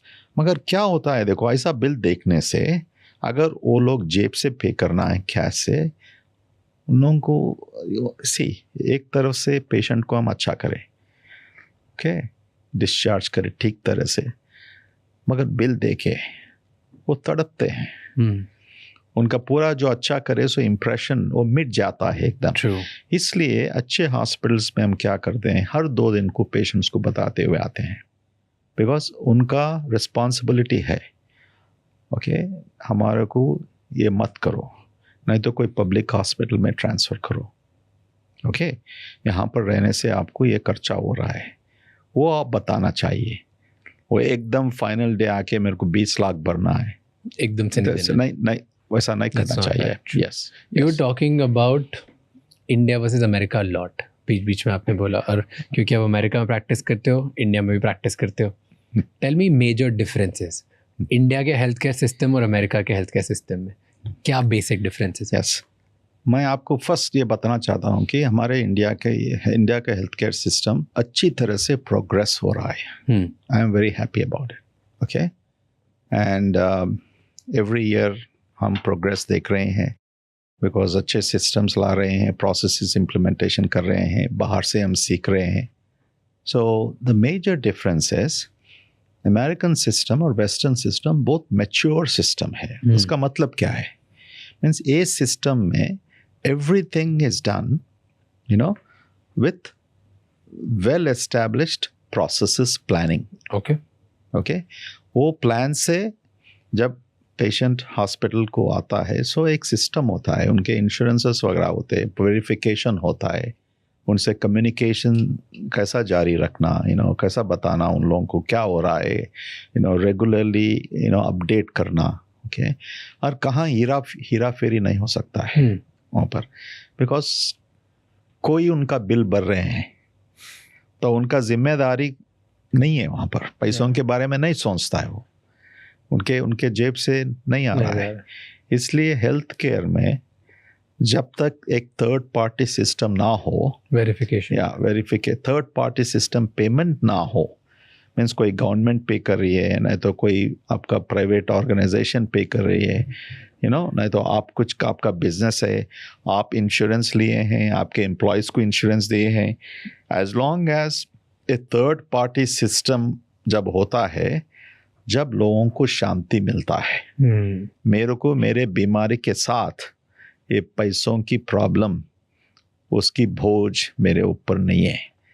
Okay, health care में होना चाहिए। सो अमेरिकन सिस्टम में ज़्यादा तक जिन लोगों को इंश्योरेंस होता है, या नहीं तो फेडरल गवर्नमेंट, वहाँ पर फेडरल गवर्नमेंट जो इंश्योरेंस प्रोवाइड करती है, मेडिकेयर, 65 साल के बाद आपको मेडिकेयर इंश्योरेंस होता है, उसके लिए भी प्रीमियम बढ़ना पड़ता है, मगर बहुत कम होता है। So government is taking the guarantee to do the Medicare this thing, मगर इतना कम में नहीं जब यहाँ पर कर रहे हैं हम। AP योजना प्राइम मिनिस्टर साहब का जो है वो बहुत कम है जो हम हेल्थ प्रोवाइड कर रहे हैं। आगे जाके वो भी बढ़ेगा, I am sure they will match that and what not, मगर वहाँ पर federal system is excellent, and every doctor accepts it. Majority of the doctors, ये पेशेंट वो इंश्योरेंस एक्सेप्ट करते हैं, वो पेशेंट्स को देखते हैं, इसलिए ऐसे अच्छे तरह से चलता है वो एक सिस्टम। ठीक है, मगर वहाँ के प्रॉब्लम्स जो हैं, अब मैं जो देख रहा हूँ, इसलिए मैं अमेरिका गया हूँ कि हायर एजुकेशन के लिए, मेरे को मैं मेडिकल कॉलेज में था, मेरे को सुपर एजुकेशन होना चाहिए, वहाँ पर मैं ट्रेनिंग करूँगा। वो सब होने के बाद वो सिस्टम में था, I had the opportunity to hospitals, chief of staff and all of those things, and president of Eastern Academy medicine, सब कुछ बनाऊँ, सब कुछ वेरी क्लोज क्वार्टर से मैं उस सिस्टम को देखा हूँ। Actually, I was the first Asian president in 110 years in the entire state of Texas for the medical society, largest medical society. Wow. Yeah. No Indian, no Asian. I was the first Asian president. Wow. So आप ये समझ सकते हैं कि इतने सालों तक क्या prejudice था. Why didn't somebody not break the glass ceiling? Okay. So इससे मेरे को काफ़ी experience, तजुर्बा इतना मिला कि दो सिस्टम्स उतना क्लोज स्टडी करने के बाद, मगर अब जो हो रहा है वहाँ पर, इसलिए मैं ये समझता हूँ कि हिंदुस्तान में बहुत अच्छा है हेल्थ केयर। जब आप डॉक्टर के पास जा नहीं सकते इसलिए कि आपको अपॉइंटमेंट नहीं मिल रहा है, आपको 2 महीने लग रहे, 3 महीने लग रहे, आपको एक न्यूरोलॉजिस्ट को देखना है, और या नहीं तो आपको कैंसर स्पेशलिस्ट को देखना है, क्या फ़ायदा? $4.5 ट्रिलियन एक साल की हेल्थ केयर बजट है। हमारी हिंदुस्तान की बजट है $300 to $350 बिलियन। कहाँ कंपैरिजन है? इतना स्पेंड करने के बावजूद आप डॉक्टर को देख नहीं सक रहे। एक मैं आपको एग्जांपल दूंगा, ओके? अगर आपको हाई ब्लड प्रेशर है, समझे कि आप बोले कि आपके फैमिली में मेरे को आज सर दर्द हो रहा है, तो आप ब्लड प्रेशर चेक करें कि ब्लड प्रेशर ज़्यादा हो गया, आप अपने डॉक्टर को कॉल कर रहे हैं, फ़ोन नहीं उठाएगा। एक ज़माने में ज़रूर फ़ोन उठाता था, आपसे बात करता था, फिर आपको उन्होंने डिसाइड करेंगे कि कुछ मेडिसिन प्रिस्क्राइब करेंगे, नहीं तो आप इमरजेंसी रूम का आ जाओ, हम हॉस्पिटल में दाखिल कर लेंगे आपको। इंडिया में तो आज भी उठा लेते हैं। हाँ, वहाँ पर नहीं है, वहाँ पर प्राइवेट में नहीं कॉल करते हैं। आंसरिंग सर्विस बोल के रहता है डॉक्टर्स को 5 बजे के बाद। यूजुअली हर एक डॉक्टर्स के ऑफिस वो लोग वही फ़ोन नंबर पे कॉल करते हैं। अगर इमरजेंसी है तो ये डॉक्टर फिर रिस्पॉन्ड करते हैं, यू नो। वो भी नहीं ख़त्म हो जा रहा है। इसलिए हो रहा है कि जब अमेरिका में प्राइवेट प्रैक्टिस 80% तक था until 10 years ago, now only 20% बचा हुआ है। बोले तो डॉक्टर लोग हॉस्पिटल सैलरीज में कम काम कर रहे हैं। क्यों? You know, because private practice चलाना मुश्किल हो रहा था। क्यों मुश्किल? उनका एक्सपेंसेस मेंटेन करना। सो जब एक नर्स और असिस्टेंट को जो हम पे करते थे 20 साल 15 साल पहले, जब उनका सैलरीज डबल ट्रिपल हो गया और जो गवर्नमेंट और इंश्योरेंस कंपनीज रिएम्बर्समेंट कर रहे वो कम होते जा रहा, कहाँ से लाते डॉक्टर्स? सो डॉक्टर्स बोले कि देखो मैं ये सब नहीं करूँगा, मैं जाके एक सैलरी में ज्वाइन हो जाऊँगा हॉस्पिटल में। और हॉस्पिटल एसोसिएशन बहुत स्ट्रांग है अमेरिका में। इसको हम कॉर्पोरेटाइजेशन ऑफ हेल्थ केयर कहते हैं। कॉर्पोरेट कंपनीज आके मेरा प्रैक्टिस खरीद लिया, हम उनका एम्प्लॉय बन गए। वो एम्प्लॉय बनने से क्या हुआ? डॉक्टर लोग बोलते हैं कि हम 5 बजे मेरा ड्यूटी हो गया, मैं जा रहा हूँ, बस मैं जा रहा हूँ, किसी की परवाह नहीं है उसके साथ। आज आप ब्लड टेस्ट करवाए, 5-6 दिन तक आपको रिजल्ट्स नहीं आते। 5-6 दिन तक। हिंदुस्तान में देखो, सुबह में दिए, शाम तक आ जाते हैं, 2 घंटे में 3 घंटे में। अब यूरिन कल्चर दिए, 48 आवर्स में जैसा रिजल्ट आना है आ जाएगा आपको। वहाँ पर अब यूरिन कल्चर देने से भी 4-5-6 दिन तक कैसा ट्रीट करेंगे लोगों को? कौन से एंटीबायोटिक से ट्रीट करेंगे? These are the new problems at of surface. ये कॉर्पोरेटाइजेशन ऑफ हेल्थ केयर होता है। इतना अच्छा बढ़िया सिस्टम जब अमेरिका में, यू नो, ये मैं जो देख रहा हूँ transition, not only doctors are feeling, patients भी फील कर रहे हैं। हमारा दूसरा सिस्टम क्या है? अगर यहाँ पर आप डॉक्टर को जानते हैं, ये डॉक्टर एक हॉस्पिटल में काम कर रहा है, सो आपको कुछ हुआ तो क्या करेंगे? डॉक्टर को फ़ोन करेंगे, डॉक्टर बोलेंगे हॉस्पिटल में आ जाओ, मैं आपको एडमिट कर लूँगा। वो सिस्टम भी बदल गया अमेरिका में 20 साल पहले। वहाँ पर हॉस्पिटलिस्ट प्रोग्राम बोल के शुरू करे। उसका मतलब है कि जो डॉक्टर हॉस्पिटल को जाने वाला था और जाता था, बंद कर दिए। हॉस्पिटल वाले एम्प्लॉय करे डॉक्टर्स को। जो भी हमारे हॉस्पिटल में दाखिल हो जाएगा यही डॉक्टर्स देखेंगे। पेशेंट तो आपका होएगा, डॉक्टर शमानिश पेशेंट, मगर डॉक्टर शमानिश आपको हम नहीं बताएंगे सी आपका मरीज आज हॉस्पिटल में आया, हम देख लेंगे। ये सिस्टम से क्या हुआ? दो इमोशनल कनेक्शन जो होता है पेशेंट और डॉक्टर के बीच में वो खत्म हो गया, यू नो। मगर वो नाउ इनिशियली 4-5 साल पहले बहुत डिस्कशंस हुए थे, पेशेंट्स अपसेट थे, nothing by force it's happen. Now patients are used to. देखो आज राम देखा होगा, अकबर देख रहा है हॉस्पिटल में, डिस्चार्ज शाम कर रहा है, वैसा हो गया। और वो भी जो हॉस्पिटल में होता है ना, वही डॉक्टर हर रोज नहीं आता है।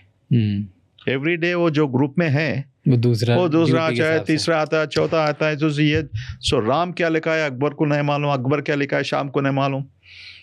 You know, this is also causing a problem. ये सब जो इसलिए करे कि उन लोग कॉस्ट सेविंग्स करने के लिए। तो अमेरिका में एक ही पेशेंट 4 डॉक्टर्स ट्रीट करते। बिल्कुल, एक ही पेशेंट कई बार, अगर एक हफ्ता हॉस्पिटल में रहे तो 4 डॉक्टर्स, 5 डॉक्टर्स, 3 डॉक्टर्स जो भी कॉल पे है उस दिन, वो डॉक्टर आके उनको देखेगा। ओके, ये सब क्यों करे? इसलिए कि हमारे हेल्थ केयर कॉस्ट बहुत बढ़ रहे हैं। हाँ। ओके, हम कॉस्ट कम करेंगे, कॉस्ट कम नहीं हुए, कॉस्ट बढ़ते जा रहे हैं। ये प्रॉफिट्स किसको मिल रहा है? कॉरपोरेशंस को मिल रहा है। नो, नाउ इंडियन सिस्टम, अभी हम एक्सेस टू केयर बढ़ाना चाहिए। रूरल अर्बन डिवाइड जो है वो कम करना। Okay, when 700 million peoples, 70-80 crore हमारे रूरल एरियाज में जो है, that rural divide, urban divide, you have to improve. हमारा ह्यूमन रिसोर्स यहाँ पर इंक्रीज करना चाहिए, बहुत कुछ। हमारे नर्सेस की संख्या बढ़ाना चाहिए। WHO क्लासिफिकेशन से हमारे को चाहिए 25 लाख लोगों का हेल्प जाना है। 25 लाख लोग हॉस्पिटल इंडस्ट्री में एम्प्लॉयमेंट की ज़रूरत है, उसमें नर्सेस है, टेक्नीशियंस है, इतना शॉर्टेज है, उतना शॉर्टेज है।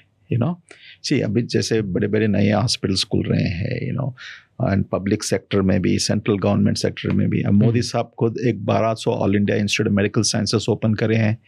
हैदराबाद में भी हमारे पास All India Institute of Medical Sciences open करे हैं, मगर वहाँ पर प्रोफेसर्स नहीं है, नर्सेस नहीं है। 6 साल हो रहा है, अभी इन पेशेंट सर्विसेज अभी ओपन करने वाले हैं या ओपन हो चुका है ये साल में। क्या फ़ायदा हम इतना इन्वेस्ट करके। हम यहाँ पर एक चीज़ की एड्रेस करना चाहिए, इतनी संख्या होने से भारत में 145 करोड़ जो हम बोलते हैं, डेमोग्राफिक डिविडेंड की बात करते हैं, वो एम्प्लॉयमेंट कैटेगरी 15 से हम 65 ईयर्स तक हमारा 900 पीपल जो है, 900 करोड़, उन लोगों को इस्तेमाल करो। हेल्थ केयर में काम करने से आपका प्राइड बढ़ेगा। This is not untouchable profession. हर एक डॉक्टर बनने की कोशिश मत करो। ओके, आप जब IT में जा सकते हैं ना, तो दूसरे प्रोफेशंस ले सकते हैं। एयर हॉस्टेस बन सकते हैं, रेस्टोरेंट में काम कर सकते हैं, आप नर्स भी बन सकते हैं अच्छी तरह से, heart cardiology technician, endoscopy technician, cancer technician, administration में जा सकते हैं आप। आज 40-50 टाइप के प्रोफेशनल ओपनिंग्स है हेल्थ केयर में। बट क्यों नहीं करते लोग? लोग समझते हैं कि ये करने से उनका प्राइड, ओके, अगर नर्स बनने से क्या है नर्स की profession, why should I become a nurse. अब चेंज हो रहा है, इट इज चेंजिंग नाउ, इसलिए हम मेल नर्सेस को भी देख रहे हैं। Why do you think mostly सारे nurses, prices, salaries? No, but mostly सारी नर्सेस विमेन ज़्यादा होती हैं, मेन नहीं होते। हाँ, historically throughout the world, okay, आप ये समझो कि सहानुभूति किसके पास ज़्यादा होता है, मैन के पास या वुमन के पास? विमेन। नम्रता जिसके पास ज़्यादा होता है, नम्रता, woman. 100%। Correct, okay. Who has the most empathetic, compassionate and tender care? Woman. Correct. So men are born differently. Men के हार्मोन्स अलग होते हैं। जब एक औरत नर्स आके हमारे को देखेंगी, सो इमीडिएटली वो पेशेंट को एक तरह से विदाउट कोई इंटरेक्शन से इमीडिएटली एक सिंपैथी, एम्पैथी, सहानुभूति की पैदा हो जाती है। या मगर द अदर रीजन ऑल्सो, तनख्वाह बहुत कम था। इवन 20 ईयर्स से पहले नर्सेस को 6,000, 4,000, such a worst thing they were doing. I have become a champion of nurses in this country, truly. मैं बोलूँ कि नर्सेस जब 24 घंटे एक मरीज के पास रखते हैं, एक डॉक्टर आके 5 मिनट जब पेशेंट के पास स्पेंड कर रहे हैं, डॉक्टरों लाखों से जो कमाते हैं, करोड़ों से जो कमा रहे हैं, ये क्या सिस्टम है? क्या आप लोग इन लोगों को एक 25, 30, 40 हज़ार नहीं दे सकते? ये प्रोफेशन को आगे नहीं बढ़ा सकते? अमेरिका में क्या होता है, बिल्कुल नर्सेस मैनेज करते हैं, वो डॉक्टर्स को भी नहीं बुलाते हैं। जब आप आईसीयू में रहते हैं, सो आईसीयू में रहने से nurses are so well trained, वो सब कुछ संभाल लेती हैं, वो डिसीजंस भी लेती हैं, डॉक्टर्स को बताती हैं, पर डॉक्टर्स आने की ज़रूरत नहीं है। उनको इतना फ्रीडम, ऑटोनॉमी और उतना ट्रेनिंग होता है एक प्रोफेशन के रूप में। सो मुझे ये देखना चाहता हूँ कि हिंदुस्तान में हमारे नर्सेस भी पायलट के सीट में बैठो, डॉक्टर्स को पायलट बनो। जब I will be very happy that Hindustan has progressed. जिस दिन आप नर्सेस को आगे बढ़ाएंगे, ओके, ये प्रोफेशन में लाखों भर के लोगों को हम लाएंगे। सी, हिंदुस्तान में खाली 3.5 लाख नर्सेस है आज। ओके, हमारी संख्या देखो, even now 26,000 more hospitals are needed according to World Health Organization. So nursing colleges तो increase हो गए, मगर इसके साथ क्या हो रहा है, हमारे प्रॉब्लम माइग्रेशन। जब हम नर्सेस को ट्रेन करते हैं 2 साल के बाद, मैं अमेरिका जाऊंगा, मैं सऊदी जाऊंगा, मैं दुबई जाऊंगा, मैं इंग्लैंड में जाऊंगा, मेरे को ज़्यादा पैसे हैं। और कभी उनको देखे तो क्या पैसा, उनको 70-80 हज़ार वो डॉलर और पाउंड्स में कन्वर्ट करे तो उन लोग मेरे से आके भी बोलते हैं, doctor Reddy, I don't want to go,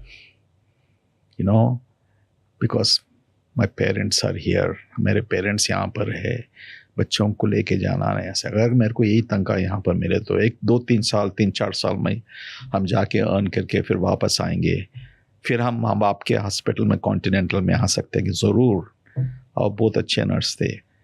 It really emotionally pains me. मेरे को कहीं sometimes I should tell हमारे CFO इन लोगों को, अरे भैया दे दो ना, क्या हो जाता। No sir, it will disturb the whole, already everybody is talking, हमारे हॉस्पिटल में इतना देते हैं नर्सेस को, ये ठीक तरह से नहीं बात कर रहे दूसरे हॉस्पिटल मैनेजमेंट वाले, बट वैसा नहीं रहना चाहिए। True. Yeah. There's one thing which I've noticed, which is broken, apart from जितनी आपने चीज़ें बताई इंडिया के सिस्टम में, which is very very broken, is कई बार पेशेंट्स को या तो ज़िंदा रखते हैं या सर्वाइव करते हैं just because उनसे प्रॉफिट्स एक्स्ट्रा निकाल पाए, when you know that things can go wrong. And there are cases कि बड़े बड़े हॉस्पिटल में sometimes patient has died also, but then still उनकी फैमिली से और पैसे निकलवाते हैं। Have you seen any case like that around the country कहीं? Definitely. See, जिंदगी, लाइफ जिनकी unnecessarily prolong करना, ये मालूम होते हुए कि इनका डिसीज टर्मिनल है, okay? That is very wrong. That is a crime. लोग करते हैं, डॉक्टर्स करते हैं, हॉस्पिटल के मैनेजमेंट के ऊपर प्रेशर डालते हैं। आप ये देखिए, 80 साल के पेशेंट, टर्मिनल कैंसर है, ओके, अब फैमिली वाले बोलेंगे कि देखो सब कुछ करो। This is a very common word. America में बोलते हैं डू एवरीथिंग। वहाँ पर डू एवरीथिंग बोलते हैं कि बिकॉज दूसरा कोई पैसे भर रहा है, ओके।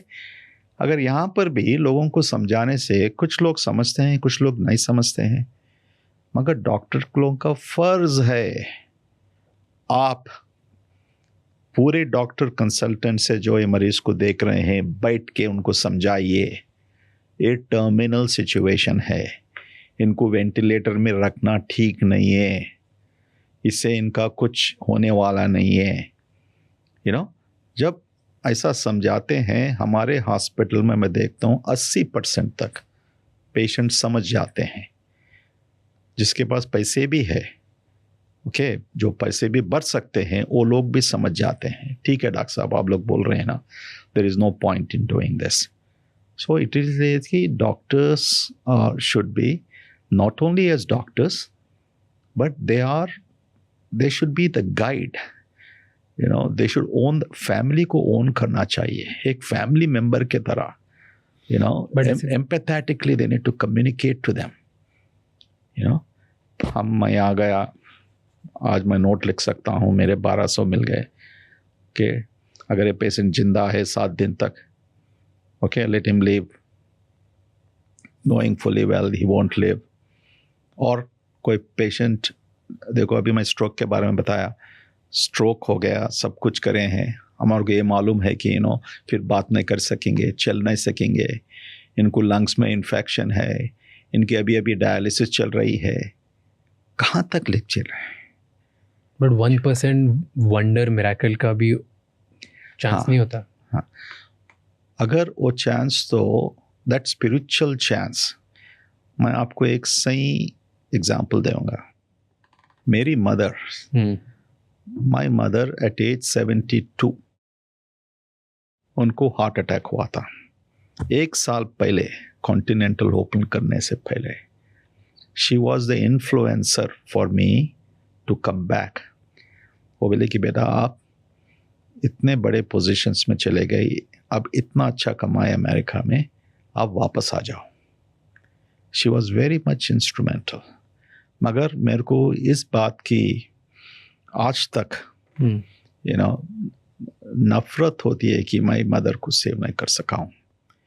एक छोटी सी मैं आपको एग्जाम्पल दूंगा। उनका हार्ट सर्जरी हुआ, वो सर्जरी होने के बाद फिर उनको कुछ इन्फेक्शन हुआ हॉस्पिटल में। वो हॉस्पिटल में ऐसा था कि हैदराबाद की बेहतरीन हॉस्पिटल मानी जाती थी, ओके, बहुत पुराना इंफ्रास्ट्रक्चर था। सो होने के बाद 1 महीने तक हॉस्पिटल में ठहरी हुई थी, फिर वो डिस्चार्ज हुई। मेरी बड़ी बेटे का शादी कैलिफोर्निया में था। उनको इतना इच्छा थी कि मैं ज़रूर इनकी शादी अटेंड करूँगा, and I personally was there, उनको मेरे साथ लेके चलने के लिए, मगर क्या हुआ, हॉस्पिटल से आने के बाद 3 दिन में उनको फिर इन्फेक्शन, जहाँ यहाँ पर पैरों से वेन लेते हैं ना हार्ट बाईपास करने के लिए, वहाँ पर इनको इन्फेक्शन हो गया। इन्फेक्शन होने के बाद फिर हर रोज़ उनको हॉस्पिटल को जाना पड़ता था उसको डिब्राइडमेंट करने के लिए। जैसा वो कर रहे थे 5-6 दिन के बाद फिर इनको सेप्सिस हो गया, फिर हॉस्पिटल आईसीयू में दाखिल हुई, ओके, 2 हफ्ते तक थी, फिर मर गई। फिर उतने में बेटी की शादी हो गया, फिर इमीडिएटली हम आ गए। आने के बाद स्टिल एज ए डॉक्टर लाखों केसेस देखने के बाद मेरे ज़िंदगी में मेरे को एक समझ थी कि अगर कोई मैजिक होएगा, भगवान की कृपा से मेरी माँ उठेंगी, ये वेंटिलेटर से बाहर आएंगी।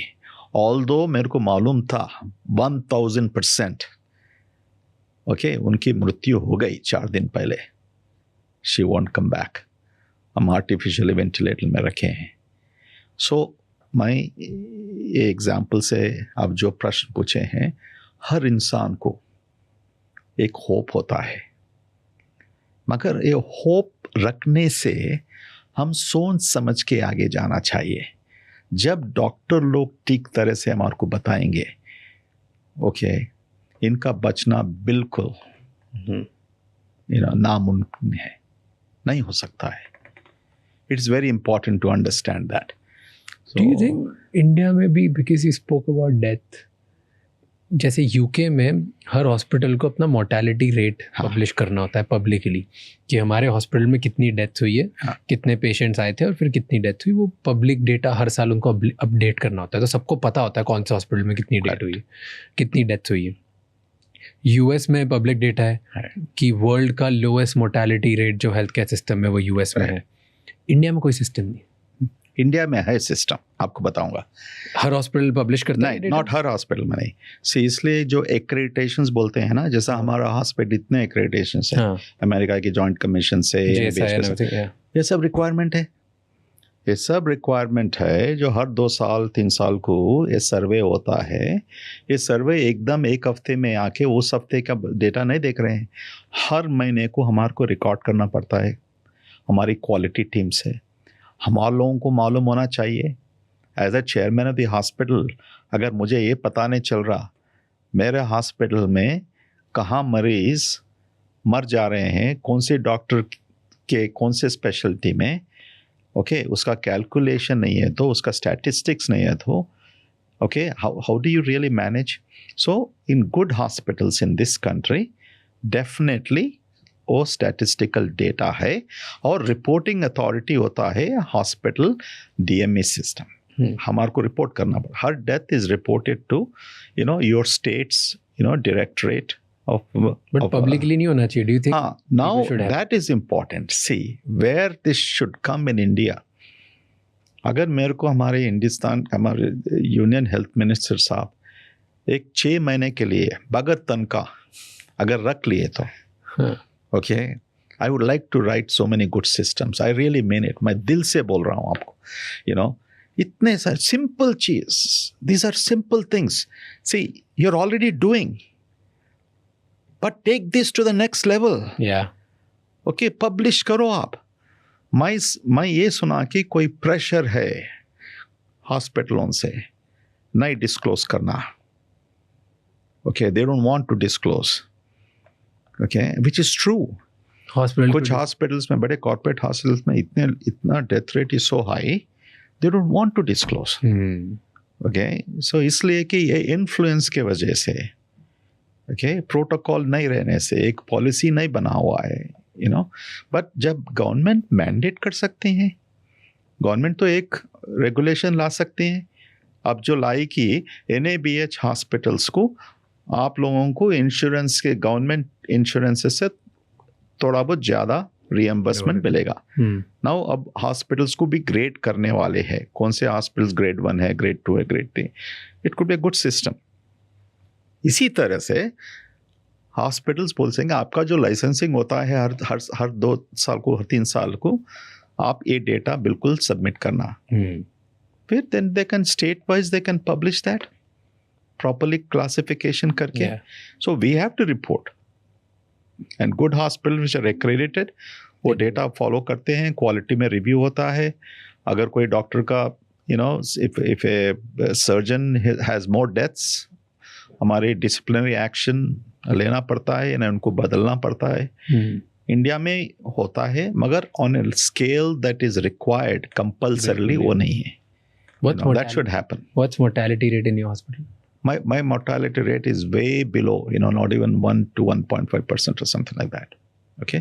Now, the other thing is important with the mortality rate. What is the type of cases you have? Agar cancer hospital hai, so obviously your mortality rate will be higher. Accidental का ज़्यादा है, trauma वाला तो high होगा. Correct. इसलिए हम बोलते हैं कि in case mix index. वो केस मिक्स इंडेक्स क्या होता है एक हॉस्पिटल का. जैसे हमारे हॉस्पिटल में मल्टी स्पेशलिटी है, हम प्रिवेंशन से लेके ट्रांसप्लांटेशन तक करते हैं. So there is a blended rate होता है. Okay, so then again but each section का भी हमारे पास मोर्टेलिटी डेटा रहता है. ये कैंसर में क्या हो रहा है, ऑन्कोलॉजी में क्या हो रहा है, कार्डियोवास्कुलर में क्या हो रहा है. Okay, every minute detail. हमारे को अवार्ड्स भी मिले हैं, हम सिंगापुर में भी प्रेजेंट करे हैं हमारे डेटा. ट्रॉमा की डेटा भी प्रेजेंट करे हैं, लेवल 1 ट्रॉमा की. I am a nut case.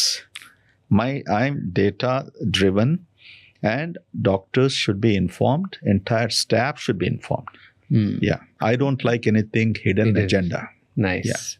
But then I am just thinking out loud, अगर mortality rate which is a great thing जो सबको दिखाना चाहिए ताकि पब्लिक को पता हो किधर कितना होता है, it can also be a bad thing, backfire in a way कि अगर हॉस्पिटल्स को पता है कि मोर्टेलिटी रेट से मे बी उनकी रेटिंग्स अफेक्ट होगी या पब्लिक डेटा अफेक्ट होगा.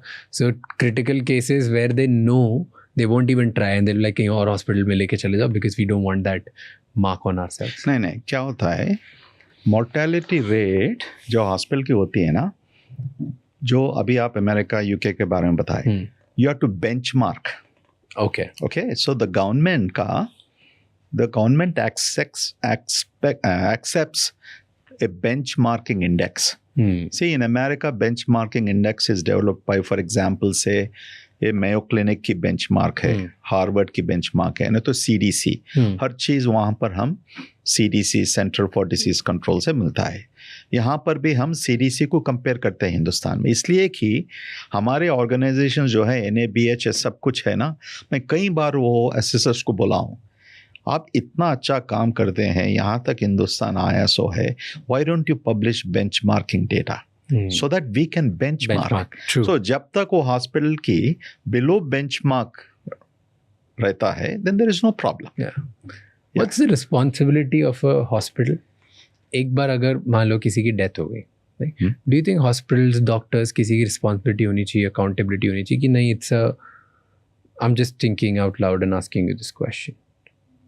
कि कुछ होनी चाहिए responsibility doctors की कि डेथ हो गई, या हॉस्पिटल की कि उनकी वजह से उन्होंने प्रॉमिस किया, या not promise, they can try their best, वो अपनी कोशिश कर सकते हैं बचाने के लिए, बट हो गई किसी रीजन से death, then what's the procedure, what do hospitals do? Raj ji, हर डेथ का रिस्पॉन्सिबिलिटी हर डॉक्टर को होना चाहिए. Expected death, unexpected death, the doctor should have 1000% responsibility. अगर जो मरीज़ हार्ट अटैक से आया, okay, doctors emergency cath lab को लेके चले, वहाँ पर सीधी तरह से वो काम करें, ओके, स्टेंट डाले हैं, स्टेंट डालने से कब बार आईसीयू में एडमिट करे, फिर वो पेशेंट मर गया.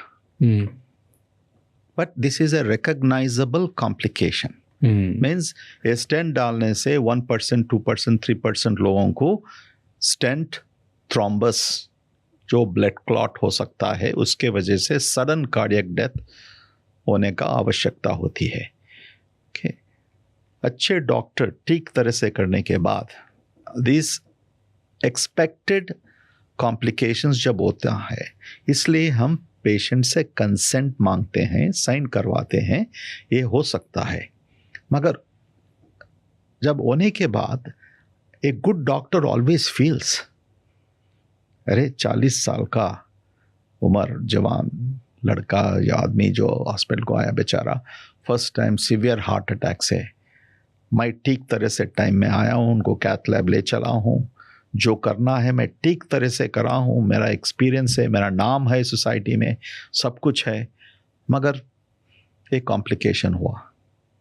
ये डॉक्टर करने से कॉम्प्लिकेशन नहीं है. This is one of the unexpected complications that happens, but he has to still take the responsibility. So हम क्या करते हैं, अच्छे हॉस्पिटल्स में मॉर्टेलिटी मॉर्बिडिटी कमेटी होता है. ये मॉर्टेलिटी मॉर्बिडिटी कमेटी में every patient death of that month is reviewed. एक कमेटी के 8-10 डॉक्टर होते हैं, उसका चेयरपर्सन होता है. हर 2 साल हम वो चेयरपर्सन को बदलते हैं. सो डेथ क्यों हुआ, हाँ, क्या डेथ हुआ, क्यों क्या हुआ, सब. रीजन, कौन से. सो पूरे डेथ्स 2 हफ्ते पहले, मीटिंग से पहले, वो चेयरपर्सन फिर 2 कमेटी मेंबर्स को चूज करते हैं, वो सब रिव्यू करते हैं, कौन सा लिस्ट करना, कौन सा नहीं करना. ओके, वो लिस्ट करने के बाद वो कमेटी में वो डॉक्टर आके पूरा एक्सप्लेनेशन करना, उनकी क्रॉस क्वेश्चनिंग होती है, उसके बाद ग्रेडिंग होता है 0 to 4. वो ग्रेडिंग पेपर उनके क्रेडेंशियलिंग फाइल में जाता है. It's a must. And doctors full prepare करके आते हैं पावर पॉइंट प्रेजेंटेशन के साथ. क्रॉस क्वेश्चनिंग होता है उनको, जैसा जज साहब बहुत कह रहे हैं, यू नो, जैसा जूरी बैठी हुई है. तो deaths are not taken lightly. No, all unexpected deaths. Expected deaths जब DNR फॉर्म बोल के रहता है, इनको जो इंटुबेशन नहीं करना, वेंटिलेशन नहीं करना, वैसे डेथ्स को रिव्यू करने की जरूरत नहीं है. मगर जो एक्सपेक्टेड अनएक्सपेक्टेड डेथ्स होती है, नॉट ओनली दैट, कॉम्प्लिकेशंस. अगर पेशेंट की सर्जरी हुआ, फिर रिपीटेडली 24 घंटे के अंदर अगर फिर ऑपरेशन थिएटर के हुए, ऑल दोस ऑल्सो रिव्यूड. वो OT कमेटी में रिव्यू होता है, फिर mortality morbidity committee. It's a very powerful committee. Hospital में 3 कमेटीज बहुत पावरफुल होते हैं, बहुत जिम्मेदारी से उन लोगों को फंक्शन करना होता है. एक है क्वालिटी, ओके, दूसरा कमेटी है इन्फेक्शन कंट्रोल, वेरी इंपॉर्टेंट, और तीसरा है mortality and morbidity. Tell me, जो 25-30% हॉस्पिटल जो बहुत ख़राब है, राइट, उनके बारे में बताओ. What's the dirtiest secret about Indian hospitals which public doesn't know? The dirtiest secret is हमारे हॉस्पिटल्स की infrastructure is one of the biggest common denominator है. इंफ्रास्ट्रक्चर के मतलब होती है कि हॉस्पिटल्स की बिल्डिंग्स जहाँ हॉस्पिटल स्थापित हुआ सो है वो कहाँ हुआ, ऐसे कैसी हॉस्पिटल है, वो कोई कन्वर्टेड बिल्डिंग है, कन्वर्टेड होटल है, पूरे नियमों से ये एस्टैब्लिश करे हॉस्पिटल में, ये हॉस्पिटल में ये हवा की द सर्कुलेशन कैसी है, कहाँ वेंटिलेशन, सूरज की रेखा कैसे कहाँ से आ रहे हैं, उनके लॉबी सिस्टम क्या है, उनके लिफ्ट सिस्टम कैसे हैं। मैं ये सब क्यों बता रहा हूँ कि हिंदुस्तान में one of the biggest causes of death is infections. Okay, जब ठीक तरह से फैसिलिटीज़ नहीं होने पाते, इंफ्रास्ट्रक्चर जब नहीं होता है, so getting infections is very easy. Secondary tertiary infections जाके लोग मर जाते हैं, इट्स इनएक्सक्यूजेबल। सो लोग क्या बोलते हैं, बेचारा आ गया सोता, ये मरीज बहुत ही वाज ऑलरेडी पहले से बहुत सिक था, क्या कर सकते हैं हम। पर फंडामेंटल प्रॉब्लम आप देखते हैं, एक बिल्डिंग रहता है, बाहर बड़ा साइन रहता है सुपर स्पेशलिटी हॉस्पिटल, ओके, और बोलते हैं कि हॉस्पिटल में 200 बेड्स है, और पूरा गज क्या है उनका 30,000 या 40 या 25,000 स्क्वायर फुट। अब देखो हमारे कॉन्टिनेंटल हॉस्पिटल में 1.3 मिलियन स्क्वायर फुट की हॉस्पिटल है, 18 फ्लोर्स के, केवल 600 बेड्स है। पर room average square foot is 1350। क्यों दिए हम this space? Because we followed health care infrastructure guidelines. और कुछ लोग बोलेंगे वो बड़ा हॉस्पिटल बना सके वो सब ठीक है ना। देखो, this is not for me. मैं जाके रियल एस्टेट में इन्वेस्ट कर सकता हूँ, करोड़ों रुपए मैं कर सकता था। God has been great to me. I've been very successful. But I didn't want to be that. Even till today when people ask me, no, this is what I dedicated for. So मैं इसलिए वापस आया हूँ कि अगर मैं वापस आके ये करना चाहता हूँ कि मेरे टर्म्स में I am not going to violate any principle of healthcare infrastructure. Air circulation हो ओटी थिएटर्स में, आईसीयू में, positive pressure ventilation, negative pressure ventilation, sunlight आना। एक भी रूम नहीं है कॉन्टिनेंटल में जहां पर सनलाइट की लाइट नहीं है। वेंटिलेशन के बारे में, लाइट के बारे में जो हमारे नर्सिंग की फाउंडर लीडर फ्लोरेंस नाइटिंगेल वो बताई थी कि 18th-19th सेंचुरी में कि 60% तक हर मरीज का डिसीज अच्छी लाइट होने से, अच्छी हवा होने से, अच्छा न्यूट्रिशन होने से, इन्फेक्शन कंट्रोल प्रैक्टिसेस होने से वो बीमारी कम हो जाएगा अपने आप। और आज तक भी 21st सेंचुरी में सही बात है। True. देखो, when the air circulation is not good, okay, people are coughing, people have infections, cross contamination. एक का बीमारी दूसरे को हो रहा, दूसरा का बीमारी तीसरे को हो रहा है। You come with one infection, you're getting another infection, you're prolonging the stay. 65% there was a statistic 2 साल पहले पेपर में पब्लिश हुआ था। हिंदुस्तान में लोग जो रेगुलर रूम्स में जाते हैं 60% तक कई हॉस्पिटल्स में आईसीयू में दाखिल हो जाते हैं। अगर आप यूरिनरी ट्रैक्ट इन्फेक्शन में गए तो उसको निमोनिया होता है, अगर निमोनिया से गए तो उसको यूटीआई होता है, नहीं तो वेंटिलेशन में जाते हैं। सही बात है। This is not because doctors की नेग्लिजेंस है, आप ये भी समझना है। बिकॉज ऐसा परमिशन मिलता है लोगों को, वो किसकी रिस्पॉन्सिबिलिटी है? लाइसेंसिंग जो होता है, जब देखो मेथोडोलॉजी जो होता है वो ठीक तरह से करो भैया। It's a very simple process of intervention, you are saving the public. तो हम लोग खुद ही पॉलिसीज बेकार होने की वजह से हाइड्रोजेनेसिस बढ़ा रहे हैं। बिल्कुल, दैट्स हम बहुत खुशी हो जाते हैं कि इनको हम चावल दे रहे हैं, दाल दे रहे हैं। हिंदुस्तान की हेल्थ सिस्टम इतना खराब है, वो खराब है, ये खराब है। किस लिए हो रहा है? एक सिंपल इंटरवेंशन आप ठीक कर सकते हैं। Talking about health care system and doctors, I have a very important question. एक कल्चर होता है बाबा टाइप डॉक्टर्स का वो कौन होते हैं? इसको RMPs बोलते हैं। RMPs, हाँ, registered medical practitioners. Okay, post independence India जब हमारे डॉक्टर्स बहुत कम थे, सो ये रजिस्टर्ड मेडिकल प्रैक्टिशनर्स जो गांव में कोई डॉक्टर्स नहीं थे ना, सो उन लोगों को एक सर्टिफिकेट देते हैं। आप जाके उनको 6 महीने का कोर्स, 4 महीने का कोर्स, क्या टाइम डिफरेंट स्टेट्स में, डिफरेंट डिस्ट्रिक्ट्स में। अब हमारे तेलंगाना में उसको बैन कर दिए।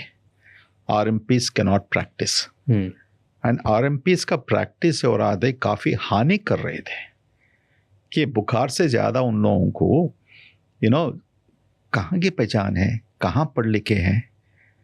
सो वो स्टेरॉइड्स देते थे उनको, जो पेशेंट्स डायबिटीज़ है, ओके, एंटीबायोटिक्स, हर एक को पेनिसिलिन इंजेक्शन देना। और कभी कभी ये RMPs कुछ लोग तो लाखों रुपया कमाए सो है। ठीक है, एक विलेज में जब प्रीस के हज़ारों पहले पेशेंट्स को कौन देखते थे? हॉस्पिटल के, टेम्पल के पुजारी, और नहीं तो कम्युनिटी के कोई बड़ा आदमी जो है उनको कुछ मालूम है, थोड़ा बहुत एजुकेटेड है, झाड़ के पत्ते उते सब लेके उसका पेस्ट करके, और ज़ुकाम के लिए ये काम आता है, इसके लिए ये काम आता है, वैसा करते थे ना। The same thing is continuing, this registered medical practitioners. Some states now illegal, ban करिए। they were definitely the cause। और उनका डॉक्टर से बहुत नेक्सस होता था। वो लोग गांव से पेशेंट्स यहाँ पर डॉक्टर्स को भिजवाते हैं, उनसे कमीशन लेते हैं। ओह यस, तो फर्स्ट लाइन ऑफ ट्रीटमेंट वहीं करेंगे, फिर वहीं करेंगे, परेशान लेंगे, और डॉक्टर्स को बोलते हैं कि डॉक्टर आके सर्जरी कर देंगे, अपेंडिक्स निकाल देगा, यूट्रस निकाल देगा। हमारे तेलुगु स्टेट्स में एक 5-6 साल पहले की हिसाब है, ये जो गवर्नमेंट हेल्थ केयर इंश्योरेंस में हज़ारों यूट्रसेस निकाल दिए वुमेन से, एक डॉक्टर एक रूरल डिस्ट्रिक्ट में। इसलिए कि गवर्नमेंट पर सर्जरी 20,000 या 25,000 दे रहा था। हिस्टेरेक्टोमिस कर दिए 25 साल के लड़कियों में, 30 साल के लड़कियों में। See, these are the things, so much happens. This is all because again nexus। See, अगर ये nexus जहाँ भी इन लोगों का देखभाल हो रही है, अगर वो ख़त्म कर दिए तो ऐसी चीज़ें हमारे पास नहीं होती हैं ना। एंड ऑर्गन का ब्लैक मार्केट होता है, इसका भी नेक्सस है। हाँ, आप एक बहुत अच्छा प्रश्न पूछे। इसके बारे में आपको थोड़ा, मेरे को 1-2 मिनट तो देना है बताने में। Okay, is very important for our country. Okay, मैं बहुत इमोशनल होता हूँ ये टॉपिक में, इसलिए इमोशनल होता हूँ कि सी, ऑर्गन डोनेशन इतना इम्पोर्टेंट है किसी को बचाने के लिए। 2 ऑर्गन्स, एक है किडनी ट्रांसप्लांटेशन और दूसरी है लिवर। ये 2 ऑर्गन की इतना ज़रूरत है। ओके, हिंदुस्तान में कम से कम 2 से लेके 2.5 लाख लोगों की एवरी ईयर किडनी ऑर्गन की ज़रूरत पड़ती है। उसमें से कितनों को सर्जरी हो रहा है, ट्रांसप्लांटेशन मिल रहा है? 12,400, 12,500 ओनली, 12,500, दैट्स अबाउट इट। और लिवर ट्रांसप्लांटेशन 4,000, और दूसरे 50,000 पीपल जिनको लिवर की ज़रूरत है, ऑर्गन्स नहीं है। सो मैं ये पूछना, जब मैं अमेरिका से आया हूँ, क्यों प्रॉब्लम है हमारे हिंदुस्तान में? ओके, सो मैं बड़े बड़े डॉक्टरों से बात कर रहा हूँ, पॉलिसी लीडर से। सो 1994 में जो हिंदुस्तान की ट्रांसप्लांटेशन एक्ट है, ओके, उसको तोहा बोलते हैं, transplantation of human organ act जो बोलते हैं। ये एक्ट 1994 से जो बना हुआ एक्ट है, उसके बाद में फिर थोड़े अमेंडमेंट्स आए सो है। वो एक्ट में एक चीज़ है थी, commercialisation of organ transplantations should never happen. इसलिए करे कि बहुत सारे किडनी स्कैंडल्स हुए थे 1970s में, 80s में। लोग किडनीज बेच रहे थे, ओके, पैसों के लिए, ना तो यहाँ से बाहर जा रहे थे, मिडल ईस्ट जा रहे थे, श्रीलंका जा रहा था, अदर कंट्रीज को जा रहे थे। इसलिए उसको बंद करने के लिए ये ट्रांसप्लांटेशन बहुत स्ट्रिक्ट करे, ठीक है, कि खाली ट्रांसप्लांटेशन आपके घर वालों से लेना चाहिए, means blood related people. Okay okay, now ये बताइए आप मेरे को, ये गवर्नमेंट की प्रॉब्लम है। ऑर्गेनाइज क्रिमिनल गैंग्स और क्रिमिनल वे में जो चल रहा है, आप रिस्पॉन्सिबिलिटी लो टू फिनिश दैट। जब आप रिस्पॉन्सिबिलिटी नहीं रह सक रहे, ये क्यों जनरलाइज पॉलिसी बना के इतने लोगों को मरने दे रहे हैं आप? मैं दूसरे कंट्रीज के बारे में मत बताऊंगा, अमेरिका में, यूनाइटेड किंगडम में, इंग्लैंड में, जर्मनी में, स्पेन में, दुनिया में सबसे अच्छा ऑर्गन ट्रांसप्लांट सिस्टम है स्पेन में। स्पेन में ये पूरे कंट्रीज में जो बताया, यूरोपियन कंट्रीज में, कोई साउथ अमेरिकन कंट्रीज में, न तो eastern European, western European countries में, उनका लॉ क्या है कि वहाँ पर भी पैसे देके कोई ऑर्गन नहीं दे सकते, मगर जो डोनेट करने के लिए आगे आएगा, कोई फैमिली मेंबर हो या नहीं तो आपका नेक्स्ट डोर कोई आजू बाजू आपका नेबर हो, कोई दोस्त हो, उनकी खर्चा आप दे सकते हैं। आपका मतलब गवर्नमेंट, नहीं तो इंश्योरेंस कंपनी, नहीं तो खुद personally, only to that extent. Means आपके भी जो भी कॉस्ट होते हैं, और नॉट ओनली दैट, स्पेन जैसे कंट्रीज में एंड यूके जैसे कंट्रीज में, आफ्टर दैट 3 महीने तक उनकी जो भी खर्चा होती है, जो डोनर होता है, वो गवर्नमेंट रिस्पॉन्सिबिलिटी लेती है। कितना अच्छा सिस्टम है। देखो यहाँ पर हिंदुस्तान में 80% तक लाइव ट्रांसप्लांट्स होते हैं, कोई फैमिली में देना चाहिए। ओनली 20% कैडेवर ट्रांसप्लांट्स, कोई मर जाने के बाद एलिजिबिलिटी है तो। This is reverse. पूरे कंट्री में डोनर, कैडेवर डोनर ट्रांसप्लांट्स का 70-80% होता है, लाइव ट्रांसप्लांट्स 20-30 होते हैं, बिकॉज वहां पर आगे आके डोनेट करते हैं। बट जैसे डेथ हो जाती है, डेथ के बाद ऑर्गन ट्रांसप्लांट करना चाहिए, राइट? बहुत सारे केसेस में it can be used. That's not allowed? That's allowed, right? No, it is allowed, but the problem is लोग नहीं देते हैं। क्यों नहीं देते? No, they don't want. That is the biggest problem. But if I die, if I see, unless your family member, और unless आपके पास register करवाए, अगर हमारे हॉस्पिटल में हम डोनर रजिस्ट्रेशन है, अगर आप at the time of registration एक क्वेश्चन है आपको, would you like to donate your organs, you can change your letter on if you want to. अगर वो ठीक है तो बाई गाली सब कुछ आपको हुआ, सो आप अगर हॉस्पिटल में मर गए, देन आपको देना है ऑर्गन, तो उसको हम वेरीफाई करते डिजिटली। ये कंसेंट दिए सो है, ओके, जब कोई रोक नहीं सकते, मगर वो नहीं है हमारे पास system, so family members decide करते हैं। सो कहीं से 90% family members they don't want it, and हर डेथ का हम नहीं ले सकते। Basically neurological cases, okay, usually जो traffic accidents or accidents where the kidneys are preserved, liver is preserved, ना ऐसे चीज़ों में हम ले सकते हैं, okay, but वहाँ पर भी ठीक तरह से एजुकेशन हुए तो स्मॉलर हॉस्पिटल्स में एजुकेशन, वहाँ से ऑर्गन्स हार्वेस्ट करके बड़े हॉस्पिटल्स में ले सकते हैं। See, this is the problem, इतना बड़ा पॉपुलेशन संख्या होने तक हम जाके भगवान से तिरुपति जाते हैं, इधर जाते हैं, उधर जाते हैं, अयोध्या जाते हैं, भगवान से इतने सारे थिंग्स पूछते हैं। हम ये भी प्रार्थना करते हैं कि मैं मेरे लिए नहीं, सबके लिए मैं कर रहा हूँ, humanity should be good. But क्या जा रहा है आप लोगों को? यू आर सेविंग 4 लोगों को आप सेव कर सकते हैं। 1 किडनी, 2 किडनीज दे सकते हैं, मीन्स 2 पेशेंट्स, 1 लिवर दे सकते हैं, 2 कॉर्नियाज दे सकते हैं, 1 हार्ट दे सकते हैं। 2 + 1 3 + 1 4 + 2 6 पेशेंट्स, 6 मरीजों को अब नई जिंदगी दे के आप चले जा रहे हैं। What is the problem? Okay, ठीक है, ये बाजू रखो, मगर लाइव डोनेशन में, ओके, क्यों रिस्ट्रिक्ट करना हिंदुस्तान में? Why should only be the blood donors?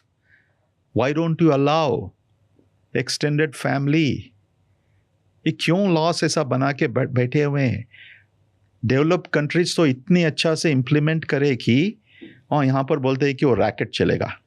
You're buying the racket तो वैसे भी चलेगा और चल ही रहा है. नहीं, ये बोलते हैं कि आपको दूसरा कोई आपको नेबर आके देने वाला है, आप पैसों से खरीदे. So वो तो अभी भी चलता ही है ना? ना चलता है, कुछ पॉकेट्स में चलता होगा. ओके, बिग ऑर्गेनाइज्ड, हर 6 months को कहीं स्टेट में, कोई डिस्ट्रिक्ट्स में तो होता है. But problem is whose? Why don't you relax it? Why don't you completely relax it and learn from the other countries that they've implemented so well? एक system है स्पेन में, ओके, और वेस्टर्न कंट्रीज में opt इन और opt out. Opt इन की मतलब होती है कि every citizen of Spain is automatically registered for organ transplant. Organ automatically, but you can opt out. Okay, the opt-in is if you don't opt out, so you're considered automatically your government, your organ can be taken. That's good. Yeah. So lot of countries now, they are utilizing Western nations opt-in and opt-out. Opt-out it, अब पहले से आप consent दे दिए, register करके मैं organ नहीं देने वाला हूँ. But जिसका opt-in है, and 2 countries have made compulsory. एक Sweden, okay, I think even Germany. So compulsory करने से they were able to raise 600,000 transplants. कहाँ 12,000, कहाँ 4,000, कहाँ 6, कहाँ 140 crores, and कहाँ 600,000 such a small country people are ready to transplant. ये पॉलिसी की प्रॉब्लम है. We cannot basically say, और इतना हंगामा होता है राज, I'm telling you, if के cousin, we go through this. आदमी liver की, say alcoholism is increasing, liver disease is increasing, okay. Almost 20 lakh people die from liver cirrhosis in our country. Our total death rate is 1 crore, something like that, 15 to 20 lakhs people who die just from liver disease, okay. ठीक है, not only from alcohol but other causes of the liver disease. जब उनके पास एक ही लड़का रहता है, okay, उनका भी कंडीशंस रहते हैं, वो ज़्यादा सा मोटा रहना चाहते, उनका लिवर में ज़्यादा फैट नहीं रहना, डायबिटीज़ नहीं रहना. सो कई फैमिलीज में आइडियल ट्रांसप्लांट डोनर नहीं मिलता है, तो उनका फर्स्ट कज़न हो सकता है. उसके लिए हम गवर्नमेंट के पास जाना है, डिपार्टमेंट में फाइल सबमिट करना है, वहाँ से सेक्रेटरी को जाता है, फिर बोलते हैं कि ये सर्टिफिकेट्स ठीक नहीं है, पेटेंसी एस्टैब्लिश करो, ओके. उन लोगों को डाउट आ रहा है, फिर कमेटी को वापस भिजाते हैं. ये सब 1-2 महीने 3 महीने तक ये सिलसिला चलते जाता है, फिर वो होता नहीं होता है, फिर वो भगवान के हाथ में है. और दूसरी चीज़ है, अगर एक अच्छा दोस्त आपको आगे आके, अगर आपका पूरा जेनेटिक कंपैटिबिलिटी है तो क्यों नहीं देना? Why should not like other countries? Right. Yeah, why should not? Why should you have the suspicion that you should have? कोई उनसे पूरा लिखवा लो. This is not for sale, nothing. There is no financial transaction. He is a real friend. Then देखो उसका चमत्कार क्या होगा. So this is a big problem. I think इतना अच्छा हम फॉरवर्ड पॉलिसीज करें हमारे देश में. अगर हमारी government, health is a state subject, correct, but I say subjects of transplantation also is a big central subject here to national subject. Very easily you can change. People beg, cry, young children 18, 20 losing their fathers, losing their mothers, 40-45 साल के, और cadaver listing में लगाते, कब आता पता नहीं. अगर आ गए तो 1 महीने में आ सकता है, ना तो 1 year 2 years तक. Northern India is worse in cadaver transplants. Southern India is better. Number 1 state in cadaver transplants always led is Tamil Nadu and Telangana. Telangana last year was voted number 1 in highest cadaver transplantation in 2024. The state that I am in right now, in Hyderabad. So I am proud of that. But tell me the other side of it. बिकते हैं organs? जरूर बेचते हैं. Okay, मगर जो racket अगर bast हुआ तो See, बेचना ही What's the नहीं. most expensive organ which gets sold in the market? Mostly desires kidneys. Liver नहीं बेच सकते हैं. क्यों? No, liver कैसा बेच सकते? आदमी is very sick, the donor has to, it's a very big process to basically take it out and all of those things. So correct? kidney is a big thing. Kidneys organs. So there was a big racket कुछ साल पहले Bangladeshi rackets all connection. Okay, वो Singapore में भी हुआ था. Singapore वाले भी खरीदे थे बांग्लादेश से. वहाँ से यहाँ पर हिंदुस्तान में कई स्टेट्स में हुआ सो है. That वो एक वेस्ट बंगाल की एक बॉर्डर है जहाँ पे there was a big racket. Right. So under the radar, I think अभी भी कुछ हो सकता है शायद, मगर police is very vigilant. Kidnapping and उससे निकाल रहे थे. Do you know about all of this? Is that? I think there was some Bangladesh, Nepal, West Bengal parts of it. Right. वो kidnapping होती थी, random बच्चों को kidnap कर लेते थे, and then they would take out kidneys and then they leave it. Exactly. No, ये उसका मूवी भी बनी थी. No, you kidnap them, उनको anesthesia देना, they are 24 hours, वो किडनी निकाल देना, खाली फिर उन्होंने उठने के बाद खाली स्कार दिखता है, कुछ पता नहीं चलता कहाँ पे. मगर अब नहीं हो रहा है, मगर पॉकेट्स में होता है. How much is a kidney priced in? The transplantation prices, 8-9 lakhs से 10-12 lakhs तक. And if somebody wants to buy it on a black market, which is racket के through बिक रहा हो? मुझे पता नहीं. मैं वहाँ I don't even smell what they think, but paper में जो पढ़ते हैं, एक 50,000, 1 लाख, 2 लाख बोल के पढ़ते हैं ना. People are selling their kidneys for that. एक profitable hospital start करने के लिए कितना capital चाहिए होता है? कौन से nuances ध्यान रखने होते हैं? Yeah. Tell me, if I want to start a hospital tomorrow. Okay. कितना पैसा चाहिए होगा? हाँ. So now ये लैंग्वेज आपको बताऊंगा. हॉस्पिटल में जैसा होता है, होटल इंडस्ट्री में जैसा होता है, आईटी इंडस्ट्री में. हॉस्पिटल इंडस्ट्री में हम पर रूम के चार्जेस से कैलकुलेट करते हैं. ओके.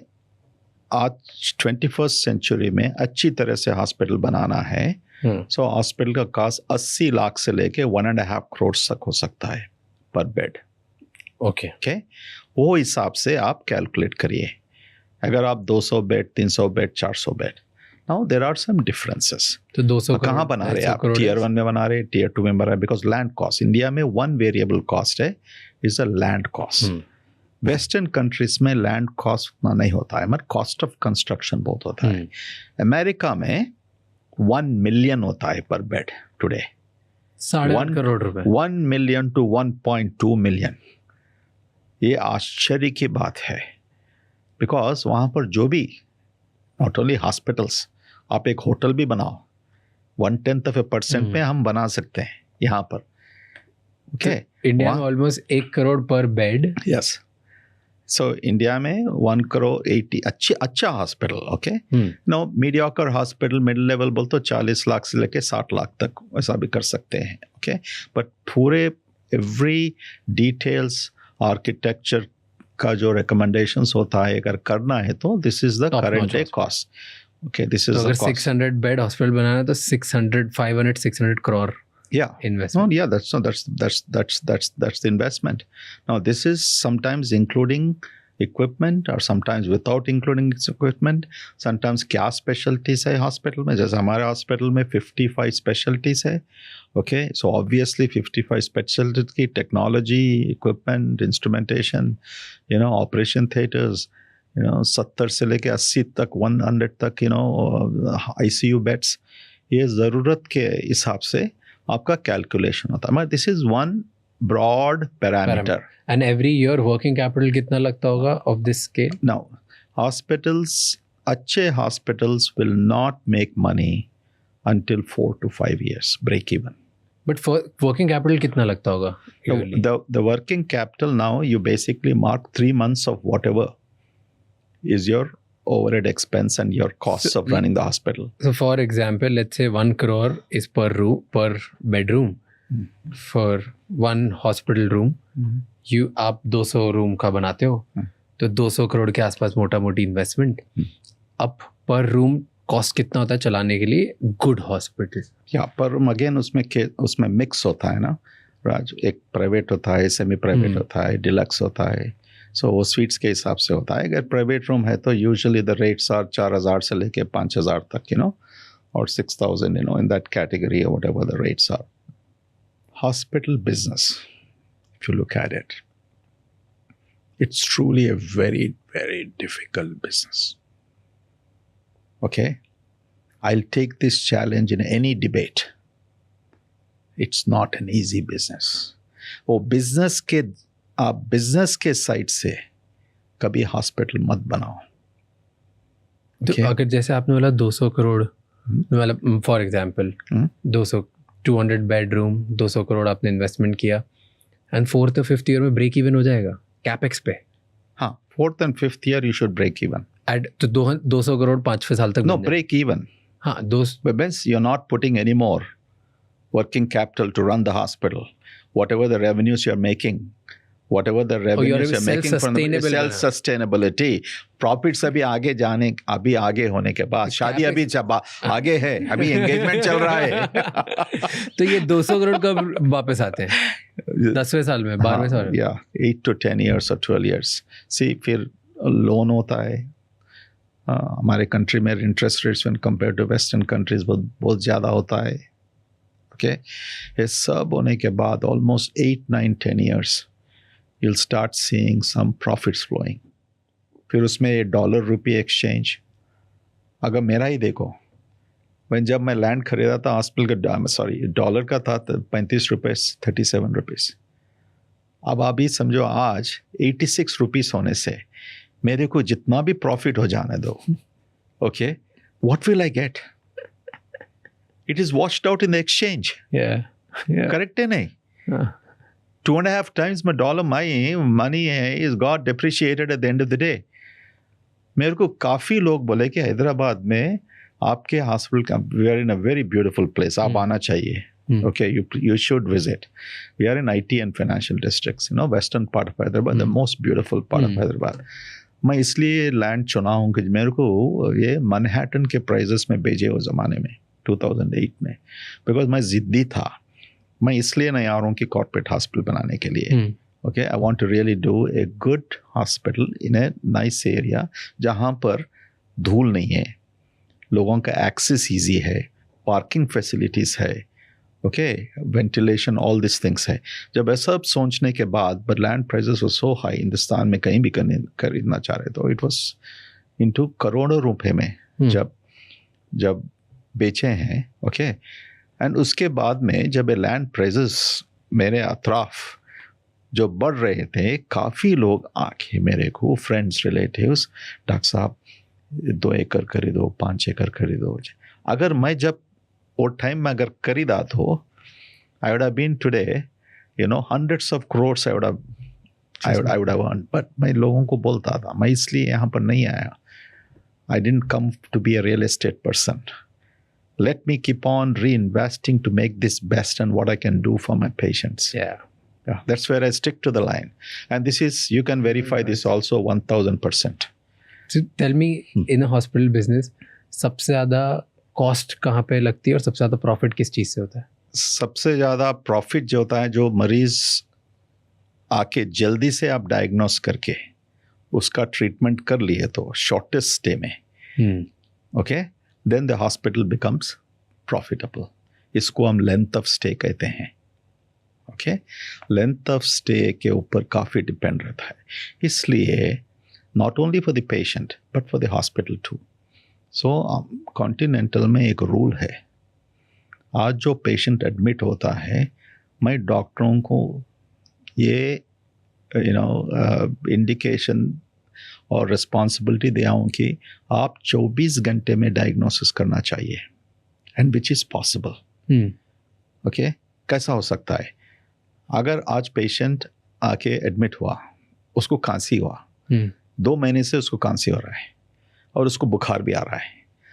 ओके, प्राइमरी केयर में हम एडमिट करें डॉक्टर को, डॉक्टर का नाम है डॉक्टर रॉबर्ट्स. अब रॉबर्ट्स साहब पेशेंट को एडमिट कर दिए.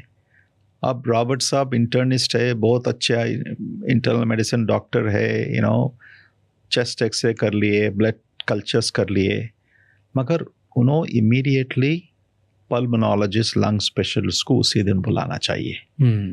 उन्होंने आके देखना चाहिए.